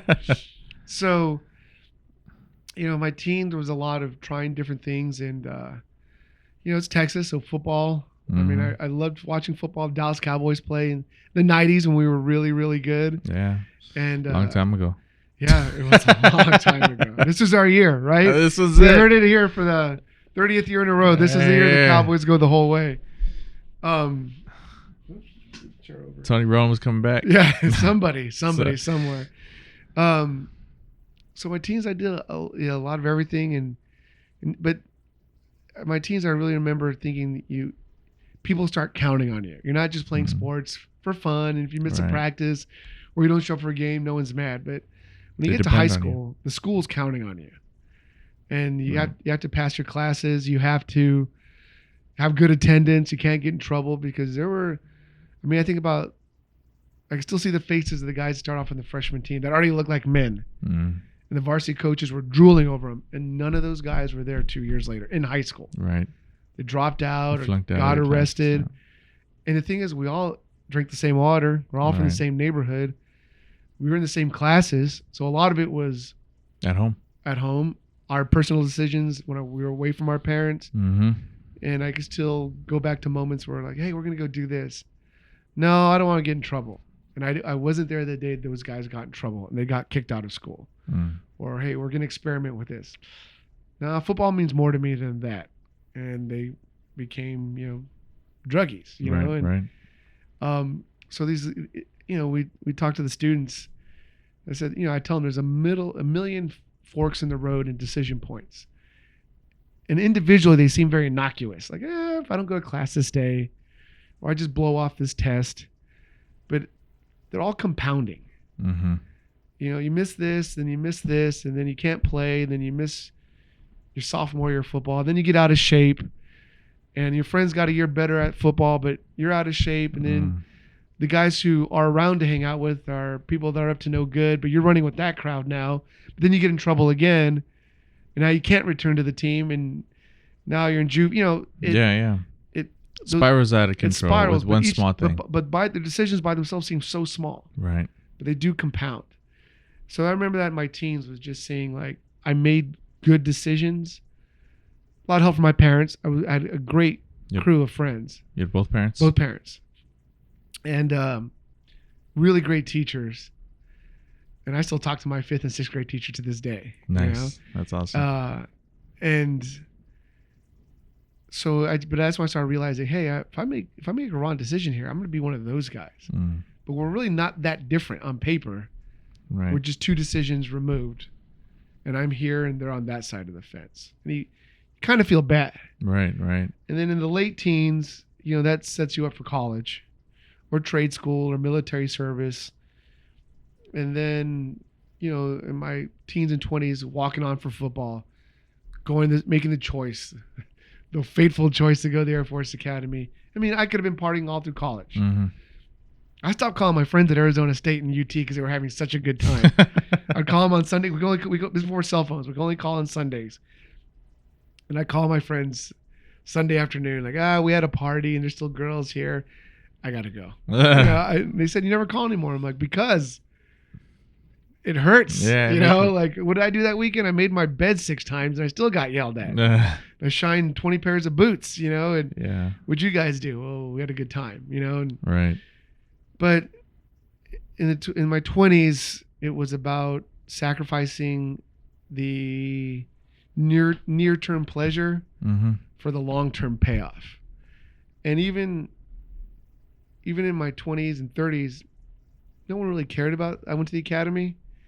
But in my 40s, when I started applying to UT and to Harvard, that's the first thing their eyes zeroing up. Wow, you went to the academy. That shows that you're disciplined, you make commitment, you can endure a lot, and you believe in service to the country and national defense. But I got more praise for the service, going to the Air Force Academy in the last 5 years than I did Wow. since 2000. I mean, no one knocked it. but Yeah, no yeah, one was yeah, like, yeah. I was Yeah. like, "Ah, No, cool." no. Well said. Yeah, so you know, in my 20s, it was about believing that I'm making sacrifices for today to get what I really want. And it's that analogy: do you want to play in the sandbox or do you want to go to the beach? And I wanted to go to the beach. So, and I started seeing it in the payoffs in my mid to late 30s. You know, in the 20s, you know, what's that saying in Texas? A lot of good judgment comes from experience. A lot of experience comes from poor judgment. You know, that's your late teens and your 20s. You got to make those decisions. You got to think them through the best you can. But you don't know what you don't know. Right. Try to solve for X, but you're still missing all these variables. And all right, didn't get it right. Learn that lesson. And then really learn from it. You know, we're all going to make mistakes. How do you rebound? How do you get back up? But how do you make a better decision on imperfect or missing information later? Right. And then step through that door of that decision tree and, not exactly where I want to be, but I'll refine my, you know, decision logic at the next point and the next point after that to get back to where you want to be. Or sometimes it takes you places you never once thought of. You're kind of impressed how you got there because you're not quite sure how, but those 76 decisions got me here. Yeah. But this is pretty cool. I never thought I'd be here. And I think that's your 20s and your early 30s. And then your 30s, I think you have enough data points and experience to, was it heuristics to say, you know what, I could apply this over here. Different variables, but it's kind of the same physics and principles that go to this. Right. And then benefit about being in my 40s as retiree is I'm on my own time right now. I mean, I answer to God and my wife. Right? So And you're in good health. I mean, I feel better at 46 than I did at 30. But it's taken me a year of a lot of rehab and a lot of yoga and supplements. But it's, you know, your 40s. In my 40s, I can say I'm only answering to 2 people. But the stress is, you know, the main stress. I have to be this. Well, the thing I thought I was going to be in my 20s wasn't what I want to be in my 30s. It's not what I want to be in my 40s. But it's that flexibility and trusting in myself that I've been disciplined enough that I'll be ready for when that opportunity presents itself. And it could be something you and I haven't even thought of. It could be coaching high school football. It could be ambassador to some other country. Next pope, who knows? You know, like I'm joking, of course, but you know, I just feel at peace with who I am. I like who I am. I love the people I've surrounded myself, the people I met the journey, you and Judith, the board, Jenny Zuniga Collier. You know, these are, I mean, you asked me 5 years ago, who would I meet? I didn't know. Yeah. And look how much fun we're having doing great work for good people in South San right now. A solid mission. Yeah. And I derive energy from it. Like that parade we had. I mean, I was telling you before we started the show, I'm proud of you for even thinking of that. It was all of us. It was all of us, but you led it, and it was your enthusiasm and your energy for it. That I was like, well, he lives here. So if this thing flops, he's got to make eye contact with everyone, you know. But that turned out bigger than I thought it was. People were excited, and people stayed, and it was a hot day. It was hot. And we were one of, probably 50 things around the city for Fiesta. And people stayed, and people were already talking about next year. And, you know, we start planning it next year. They're all going to bring a friend or a relative or a abuela or somebody. Say, nah, you don't want to go to the north side and go to that. You want to come to Building a Purposes building. It's a really cool parade. You're gonna have to limit how many floats for next year, right? We'll see. But that's how I feel about, I know I kind of very broad stroked it, but No, it's I went good. decade by decade, and opened experiences, and when I was a child, just being exposed to it, learning what discipline and commitment means in my teens, practicing decisions and logic functions in my 20s, pulling that data together in my 30s and trying to see, is this taking me where I want to go or where I believe I should be going? And then in 40s, being at peace and feeling that I'm ready for what I'm meant to do next. Yeah. In my family, with my wife, with the board, in public service. I don't know what it is, but I feel that when an opportunity comes, I feel that I'm ready now. Right. What is your purpose in life? I knew you were going to ask that. I've been thinking about that since we were talking about this podcast, because that's a very philosophical one. Service. You'll appreciate this. I take everything back to football. Any level. I was an offensive lineman. You know what I loved about playing offensive line? You never score. I never scored. And it was never about me. You know who recognized offensive lineman? His mom and the coach. they're never going to say, oh, the center, he's so great. No. When we were on the we're the top 3 rushing team in the country every year at Air Force. Nobody knows our name. Very rarely do we have an All-American. But, man, we could run down anyone's throat. Never scored. Don't have any stats that make the paper in high school or college. But I loved paving the way for everyone else to score. And, Wow. So that, to me, that's public service. If you do it right, the people you represent will be happy. They'll be, prosperous. They'll feel safe. And if you're doing it right, they're not even thinking about the public servant. Right. And if you're doing it wrong, guess who they're thinking about? My city rep, my mayor, my congressman, my senator, they're letting me down. But if, as a public servant, if you're doing it right, everyone's so prosperous, so safe and so happy, and they're doing great things, and they're elevating their quality of life and what they're doing for themselves and their children, their grandchildren. It just feels like it's the ethereal mist, like, oh, it's just the way it's supposed to be. If you're doing it right. It's like engineering. If you built the building right, no one ever talks about the building. Right. HVAC just works, lights flip on. But if you got black mold, everyone's blaming, like, oh, well, moisture abatement, right? Right. So my purpose goes back to O-line, is to protect and to pave the way so that others may be successful. And as a community, as a team, we are better for it. Right. And whoever punches that ball across the goal line, I want them lifted up. But I gain joy and satisfaction by seeing them lifted off my work. And so offensive lineman's credo. We score, we hardly ever celebrate. We just pat the guy in the head and go back to the sideline, hydrate and get ready for the next big push. And I think that's my purpose, is to protect and pave the way for others. Man, I love that response. That was good. I knew you'd appreciate that. That was good. I man. know you played defense. O-line. Well, I played O-line most of my career until did? they moved me to defense. Okay. And I played linebacker in middle school and also high school, but I was center as well. And I got to varsity playing O-line at I was 15 years old, 160 pounds, 70 pounds at 15.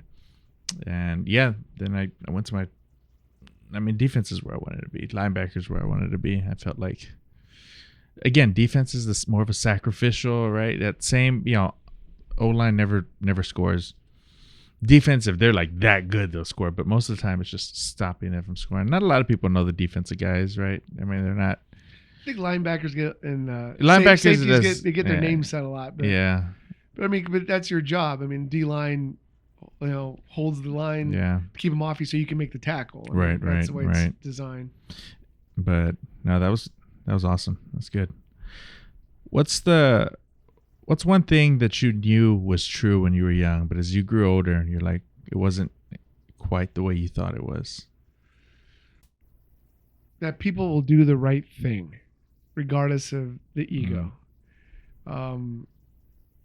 There's just been times where, and I've, as part of the journey of life, where like, well, I did this right and I did this, and nope, you're not going to get the thing because, and that because is sometimes people don't like if you move too fast. Sometimes people don't. Sometimes you just walk in a room and you remind that person of their ex-boyfriend. Sometimes people don't like you because you make things look easy. I've been told that. Someone's like, you just make it look too easy. I remember it was a deputy director I worked for, and he was kind of getting on to me. He's like, well, did you do this? Yes. Did you do this? Yes. Last guy didn't do it. I'm like, that was the last guy. I'm the new guy. And he really was mad. And we had a flashpoint. He said, you moved too fast. And I said, sir, let me understand this correctly. You were mad at me because you laid out the objective. You explained how you wanted it done. And I did it 12 days faster than you were expecting. And you're mad at me.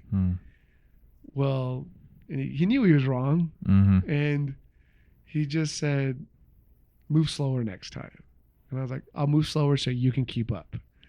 That did not go over well. Yeah, it didn't sound like it. Yeah, and the thing was his ego was that I'm this smart, no one else gets it, and I got it, and it wasn't rocket surgery, and I just knocked it out. Yeah, and he didn't. He thought he looked bad. He just wasn't ready for someone that can move that fast. So sometimes, I always thought if you do the right thing, people will do the right thing that either they promise or they're obligated or supposed to do. Right. And as I got older, I realized people will have their own agenda. Or bias.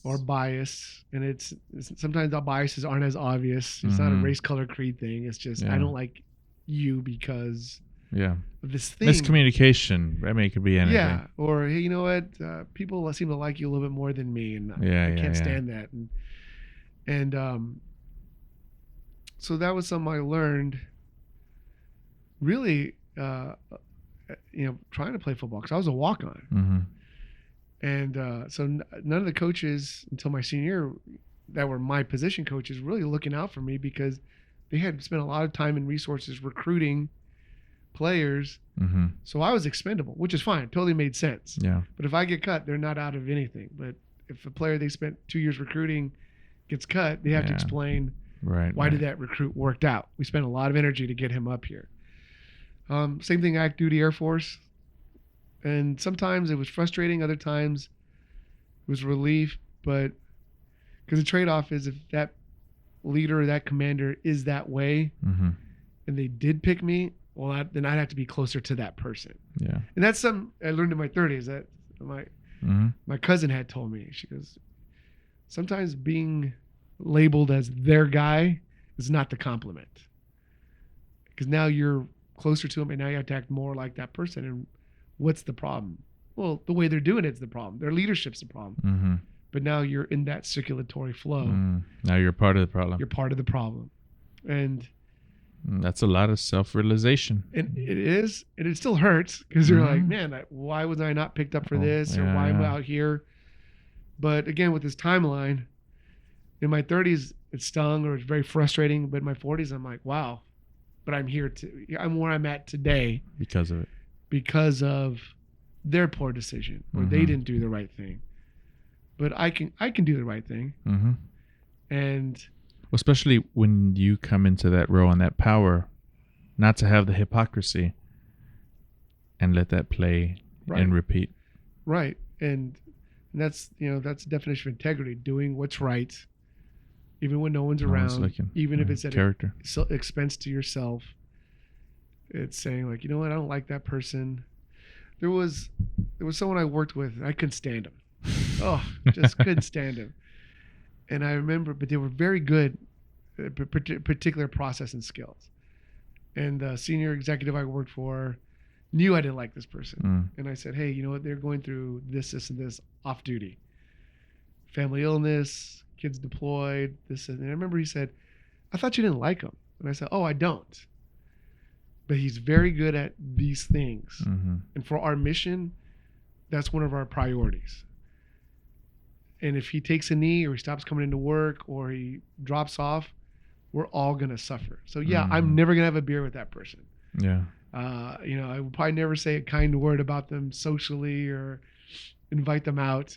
If they walked in right now, I'd probably just kind of do one of these, right? But I could admit at what we needed him to do, they were the best at it. Goes back to sports. I mean, there's athletes we hate. Oh man, we need that person on the team. The moment the game's over, I don't want to see them or hear from them, but they're great, and that's part of being self-aware, having integrity, strength of character. Right. It's like, hey, we need you for this, instead of sub-optimize. Say, you know what? I don't want that person on the team. I'd rather us come up short and fail than eat my own ego and say, look, I need you. I mean, how hard is it? Imagine I go to someone you can't stand and say, I hate you. Yeah. But you're great, and together we're gonna get this, and we're gonna win. And unfortunately, I got to see at the victory party, but there's a sense of humility there. Yeah, servant leadership. And you're taking a risk. Is that person humble too? You're gonna receive it. Yeah. You're right. Are they gonna receive it? And or are you gonna just reinforce, what you don't like about it? Like, their ego is just gonna double down. You just fed that ego, Yeah. And there's a skill to that too, how you approach people. But yeah, I think that's why I believed when I was young, if you do the right thing, everyone else will do the right thing. Right. That is not true. But you can do you let that change you? Right. And how do you kind of hedge against it and just be smart about it? Like, we can do the right things. This person's probably not going to, but how do we position ourselves where they have to or they want to? Not because it's the right thing, but because they believe they're going to get something out of it. It could be politics. It could be sports. It could be coaching. Right. It could be, even what we do in building a purpose. There's people out there, I'm sure, that think they could do what we do better, but they're not doing the work, right? Yeah. So, yeah. No, that was good. I know it's a very long answer, but. No, you're good. These next ones are a little bit more rapid fire. Whose death affected you greatly? Oh, man. My dad passed away in 2016 to pancreatic cancer. That affected me not because it was a surprise. He'd been battling it for, at that point, 7-8 years. But it was very exhausting on my mom. My mom fought that for him. I think she kept him alive longer than he would have on his own. My mom definitely willed him. The tyranny of will kept him alive, right? There wasn't a doctor appointment he missed. There wasn't a medication. Like, if we're up to him, I think it would just be like, it's time, right? Right. No, my mom, had him all over Texas and Mexico trying to keep him alive. That affected me, not primarily because my dad passed, but because that was my mom's everything for those 7 years while he was sick. And then it wasn't a relief when he passed away. We were there, like that day, that morning. I remember the story. Yeah, it's a dark, funny story. Yeah. But I don't think the pressure ever came off my mom, because it was, she lived with it for so long. So it affected me watching my mom go through all that, and to this day I still can't take that pressure off of her. So it's not a guilt. I mean, how many years were they married? Oh gosh, they got married in 78, 88, 98, 2008, 40 years. Wow. So if you're operating at that level, they've been married more than half her life. Right. And then those last 7 years, it was a 24/7 job. He was healthy. He was mobile. He wasn't bedridden until like the very last operation. And even then that was only 2 weeks. But it was that constant weight of having to go to different hospitals and go through his whole medical history again, changing up the prescriptions. So taxing. Driving him to Houston to the big cancer center, driving him back to El Paso, driving back to Houston. Yeah. Jeez. It's exhausting. That's probably the longest drive you can make in Texas. It is. And then from freaking El Paso. But that's your norm. Yeah. And then when it's gone, and she didn't have any other. She's keeping him alive. Yeah, and then when he finally did pass, she didn't get that relief, and it was like, what else is there outside of this? Because there was so much she had dedicated to keeping my dad alive. Mm-hmm. And it changed. It was hard for me because, I can't take that off my mom's shoulders. Mm-hmm. Does that make sense? Yeah. It still eats her up. Yeah. And then, totally different, other end of the spectrum is when my first dog passed. When I was talking about how I got into saving animals, Pork Chop, Texas Pork Chop was my first dog. I got him in 2010. He passed in 21. And, I've helped a lot of dogs. My mom's dogs have passed, but he was my first dog. And he died a week after his 16th birthday, and it was great, The full life. Yeah, because of COVID, I was home every day. I only went into work physically 3 times. We had the best, I was gone for a year, but that year I was back from Afghanistan. We were together. Oh, we were inseparable. And that hit me because that was the first little life I was totally responsible for. Right. Every aspect, and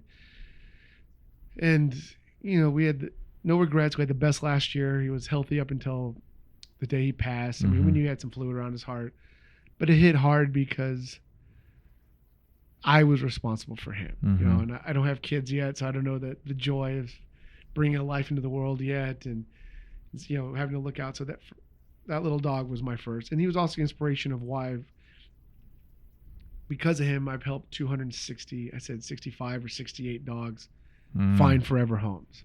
Right. So, and everyone asks what started. And we even, if you look up Petco, we won a grant contest a couple of years ago in 2017. We won $5,000 for his shelter that I got him from. They did a video on us, and it was really cute. Cool. Really sweet music. But because of him, I was inspired to perform service for another community. And the community I chose was homeless animals. So Wow. I took it hard because it was, that he'd been a fixture in my life. It's some very pivotal points from 2010 to 2021. He was on all the road trips, all my moves, my deployment. He'd been around for 3 deployments. He was in Afghanistan with you? Well, he didn't go with me. Oh, tough GI right there. If I could have, I would have. He would have hated it, but he was my little buddy, and he was my first dog. Right. So it's talking about my dad, my mom, and then my dog. Your dog, but yeah. he was that little soul inspired me to do the things I've been doing the last 15 years. Yeah. If you were to die today and you had one person you could call, who would you call? Oh, man. Do they have party line to call a bunch of other people too? Or they can call others, but the one person you could call, because you can only call one person. I'd call my wife. What would you say? Pay the ransom. Get me out of here. It doesn't have to end right now. I don't want to go. Just don't let me die, please. Please edit that out. I don't want to be like a bunch of terrorists have kidnapped me, or I owe a bunch of gangsters money or something. I don't know why my mind went there. Pay the money. No, when I get in high stress situations, I actually joke and laugh more. Yeah. And dark humor. You've heard my jokes. I call my wife. I mean, that's the bond that I entered into in Friday the 13th, 2023 was say I'm for you and you're for me and you're first in all things, because she's my wife. I think I waited long enough to get married. Right. Was 43, 44. So it's What would you tell her? gosh. But I love her. I'm glad she said yes. And I picked you because you're stronger than you realize. And I know you're going to be okay.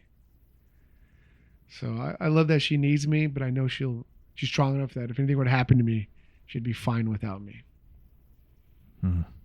That's deep. But pay the money, all right? Pay that. Take care of the dogs. Do you believe in God? Yes, I do. Why? Because God's been good to my family and I. Now, am I the greatest Catholic? No. Right? I mean, I go to the general population observances. But I do because there have been moments in my life, those forks in the road, those decision points.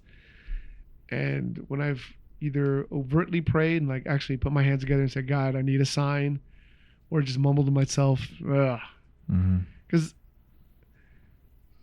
I want to rely on my gut feelings to rely on myself, but I know there is a higher power providing protection, providing wisdom, providing signs, and God has given me signs.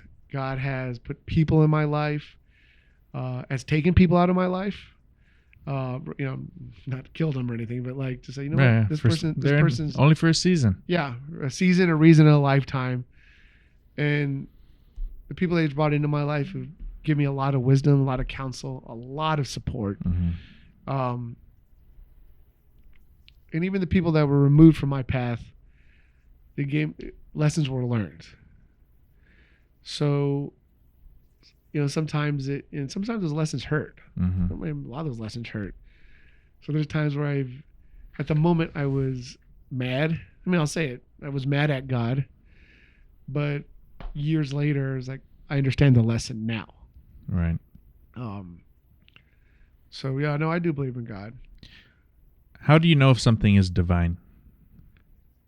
You talked about God's intervention in helping you decide to retire. You've talked about His intervention in helping you to go to the academy. How do you know if it's divine? I will say in my life with certainty, I didn't know anything was divine at the moment. I'll go back to years and decades later that when I could see the bigger picture. My cousin once told me, he's like, our life is like a woven tapestry. But the decisions we're making, the experiences we're having, we're seeing the needle and the thread being pulled, but we're seeing the backside of this tapestry. We don't know what the picture looks like until we're done or we pass a certain point. We come back around and look at it and say, okay, this is actually quite beautiful. But in the back of it, there's knots and it's colored and there's mistakes and you have to cut cords. And it feels like cuts and pokes and bends. And that's actually pokes and cuts and it hurts, right? So I know, again, with certainty that at the moment something happened, I didn't see the divinity or the blessing in it. If anything, I probably interpret it as the opposite. But then when I got to a certain place in my life, then I could look back and say, I'm here because the culmination of a lot of decisions, a lot of blessings, and a lot of things that were given, in some cases denied to me to get me here. And I still have breath in my lungs, so I know they were the right decisions. Right. And I think it's, God uses a soft touch because we're influenced, but we have to make the decisions for ourselves. And that's the whole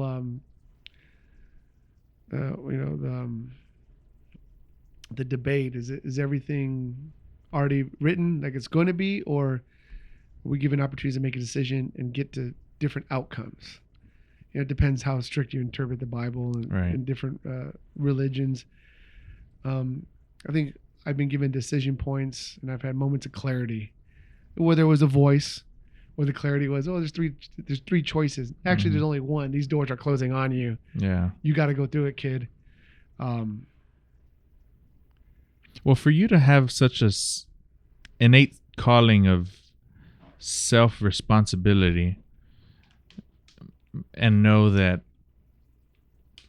especially at a young age, that you got to go in the Air Force Academy because you don't have the structure. You're going to make this decision based off of not going in for more than 20 years because those two doors. I think there's something there with your self-responsibility and the self-awareness that not a lot of people have, and I think that may be tethered to the divinity that and how you see things being divine. Yeah, And I mean, in the tapestry example of you looking at, okay, I don't understand it now, and I don't know why, and I know it hurts, but eventually I'm gonna be able to look around the other side and see the full picture and understand. And I really want to be clear. I was only told that tapestry analogy like 7 years ago. So it wasn't something I understood. Even then, yeah. At 19. But it's a Catholic tapestry, right? It's not a Right. Muslim. No, I'm just No, kidding. No, I'm Yeah, just it's got a lot of Roman imagery. It on doesn't it. have any like Greek gods or anything, right? It's like one god. No. No, but getting back to the, how do I know some is divine? The only part is I know I didn't recognize it in the moment. Right. And then on introspection and reflection, I can look back and say, all right, how am I here when this awesome thing just happened? Let's go back to the decision points and kind of reverse engineer it. Right. Say, well, if I had made this other decision over here, I'd be in a different place. Maybe not worse, but a different place. Right. And if I had not made this decision, I could be in a worse place. Yeah. And then enjoying where I'm at, it's like, okay. Because when you go to those decision points, you see what the options were. You can even see what the distractions were and the limiting factors. And then you can even see where like a random injection or something shows up. Like, oh, hey, I didn't know this person until 6 weeks ago. They called me and said, I don't know you, but you should do this. And they disappear. But if that person never called, Yeah. I wouldn't be talking about this thing that I've achieved with friends or family or loved ones right It's now. divine connectivity right there. So I think I don't know, and I think it's such a soft, imperceptible touch. It's kind of it's like the wind. You feel it, but you can't hold it, and it just pushes you just enough. And that's where the preparation and the discipline. Okay, I feel something pushing me this way. Am I ready and mature enough to do it, or courageous enough to take a chance on something I know nothing about? Right. Yeah, that's a hard one. I love asking that question. Just different perspective. Yeah, I can't point and say like, Isn't it? hey, everybody's different there story. was a burning bush. Burning right bush, here, I knew it. Where the skies opened up and I heard a voice. Especially in El Paso, there's always bushes and burnings. Yeah. Right now it's all rainstorms and dust storms right now. Yeah. So. Are you promoting anything? Like projects? Well, Building a purpose. Yeah, building a purpose. This has been just fascinating. You and I met in 21, 22? Right before, was right when you went into UT, right? Because you were in the program with. So I think it was probably 21. Yeah. And what I liked about it when we met, it was local, it was grassroots, and it was focused. Because I think people get these, everyone wants to do good, but now we need $1 million and we'll help 500 students. And you said, hey, we're going to help 2. If we could do 3, great. And, I'd rather help 2 students get to college and finish than help 100 people get $50 and not go to a college or trade school or anything. And I said that from the beginning. It's like, let's just be great at 1 or 2 things. Right. So yeah, building a purpose. I like the engagement we have with the students, the relationship you built with South San, the neighborhoods building up. I mean, I like that you still live here. And Pepe Martinez lives a couple blocks over, right? Like that. I mean, good people staying in neighborhoods keep the neighborhood alive and flourishing and healthy. And you stay connected, and you've had the pulse of the population you want to help. I mean, I did see your district trophy by the library at South San. Yeah, you saw that? I made sure to tell your sister Cheyenne, ask her if she had one. She did not. So, I mean, it shows that, you bleed blue and white, right? I mean, that's you left blood on that field in that weight room, and even now you're still giving back to the school. And if you get 2 kids to go on to do great things, hopefully they're inspired to come back. Like I just dropped the student's name from Ohio State. She's back here because she's going to inspire people, and it just magnifies and it just builds. So building a purpose, absolutely. I like that. There's so many inject points with anyone with any kind of skill set can inspire students. I'm working with Animal Care Services San Antonio. Just gotta keep finding all these dogs that do great work. They're very thankless job because Texas is just bad with unwanted pet population. Well, you're the first person I call whenever I have animal things. Yeah, I'm the first person dogs, for a lot of people. For a lot of people. Yeah. But I work with them, and I've got such a great relationship with them that food, medical care, fostering, transport, you name it, they've gotten back to me. I think since San Antonio, these 2 dogs, those make 17 or 18 dogs in the last year and a half. Jeez. Mayor Nuremberg adopted one of my dogs. The Yeah? second dog we found Chihuahua. How do you know that? Because I met his kids. Oh. I met his son. So I came back in 23, caught the Chihuahua in the park. I chased for a week. we kept him. The next week, my wife was walking him and my dogs, and I was asleep. It was a Sunday, and all my dogs were going crazy when they came back. And she woke me up and she said, "Don't get mad." I go, "What?" She goes, "Another dog followed us home off the Riverwalk." I go, "I'm not mad. I got to buy land. I gotta get a job." Yeah, I can't be living in a condo downtown with all these dogs. Yeah, this is a single dude's place. This is not a family home, right? So we kept, got him healthy. They were full, so I fostered him, tore up one of my rooms. I named him Montezuma. It was like a husky shepherd mix. He was brown. And then one day they said, so-and-so Nuremberg would like to see the dog. I'm like, there's not a lot of Nurembergs in San Antonio. And then we met at by City Tower. There's a little park there. And I said, "Are you Mayor Nuremberg's wife?" She goes, "Yes." And then the son showed up, and he is a clone of his dad. I mean, if you told me this is 100% of his DNA, I mean, that's him. Huh? Same face, same everything. Does he walk around with those big old forearms? And he has not got his dad's pipes yet. Okay, all right. The genetics, I'm sure, are there. They're right? coming in. So they adopted my dog. They renamed him Tenchi. So if you ever see Tenchi, yeah, it's one of the anime. I've heard of Tencha. Tencha, the name. So Tenchi. So I've been, animal care service is always packed, but now that I have a relationship with them, I got the process down, so people come up to me, and if I can't foster the dog, I can say, "Hey, bring the dog to me on this day. I'll get him fixed. I'll bring him back to you. We'll get the shots." And I'm still in contact with everyone who's adopted my pets. I get a text from them about once a quarter and an update and a picture. Jeez, that's a lot of pictures. Yeah.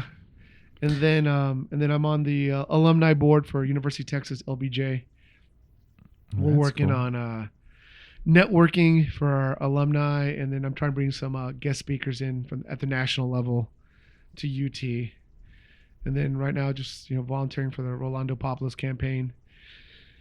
It's all volunteering, but I'm learning a lot, and I'm meeting a lot of really fascinating people that I never would have met otherwise. Right. And I think that's been the most fun. So, where can people follow up with you on any of these issues or things, or just point them to the website, or do you have social media you want to share? Yeah, I'm on the Building a Purpose. My contact's there through our organization, buildingapurpose.com. And then I'm on LinkedIn as well. Just put Paul A. Cancino. I think there's only 2 of us. I'm not related to the other one. If you can tell by this, I'm up to talk about whatever to whoever. If you want to talk animals, you want to know more about UT. If anyone's interested in getting to Harvard, it's not mystical. There's essays, there's forms you got to fill out, but Service Academy, first thing I'll do is if a student says they want to go to the military academy, I'll say why. Yeah. Like you really need to know your why, because it's designed to be hard. Yeah. And if you want to enjoy yourself, go to state school. There's nothing wrong with it. Go ROTC. But if you really want to test the limits of your mind, body, and soul, Service Academy is the way to go. If you're not interested in that, do anything else. Yeah. But yeah, I'm on LinkedIn. I just want to say I've always admired your ability to reach the students across the aisle. I think you're one of the handful of mentors, but certainly the most motivated mentor we have, who's willing to talk with students, especially talk with students who don't know what they want to do, and have that be that medium for them to and filter them through. Oh, it sounds like you like this. Why don't you try this? And encourage them, and the success stories of you working with the students. I've always admired that, and I think that's why you were a great caliber to join our board to help support our initiatives, and from a financial standpoint, from hosting fundraisers with creative ideas that you have. We're lucky to have you on our board, and our students at the high school are lucky to learn from your experiences. So, retired Lieutenant Colonel Cancino, it's a pleasure to have you on board. Your inspiration, and thank you so much for all that you do for us and the organization. Thanks for having me on. Gentle with the hand. And just to close with that, I just want our students from Building a Purpose, it's okay not to know. Mm-hmm. You don't know what you don't know. It's okay to try. It's okay to fail. Just don't quit and try a lot of different things, because you might stumble across something you never thought of in a million years and no one in your neighborhood and your family had ever heard of. Mm-hmm. And that could be the thing that you're going to be great at. Right. And that's what I really try to convey to students. Try something. Mm-hmm. And see it through the end. If it's a 1-year program, finish it. And then if you don't like it, don't do it. Yeah. But then try the next thing. Because failure and quitting are two different things. So, Right. well, thanks for having me on. Keep up the great work. I'm really excited, to see what more we're going to keep doing with Building a Purpose. And thanks for having me on this podcast. I really appreciate it. Yes, sir. We'll see you, brother. Bye.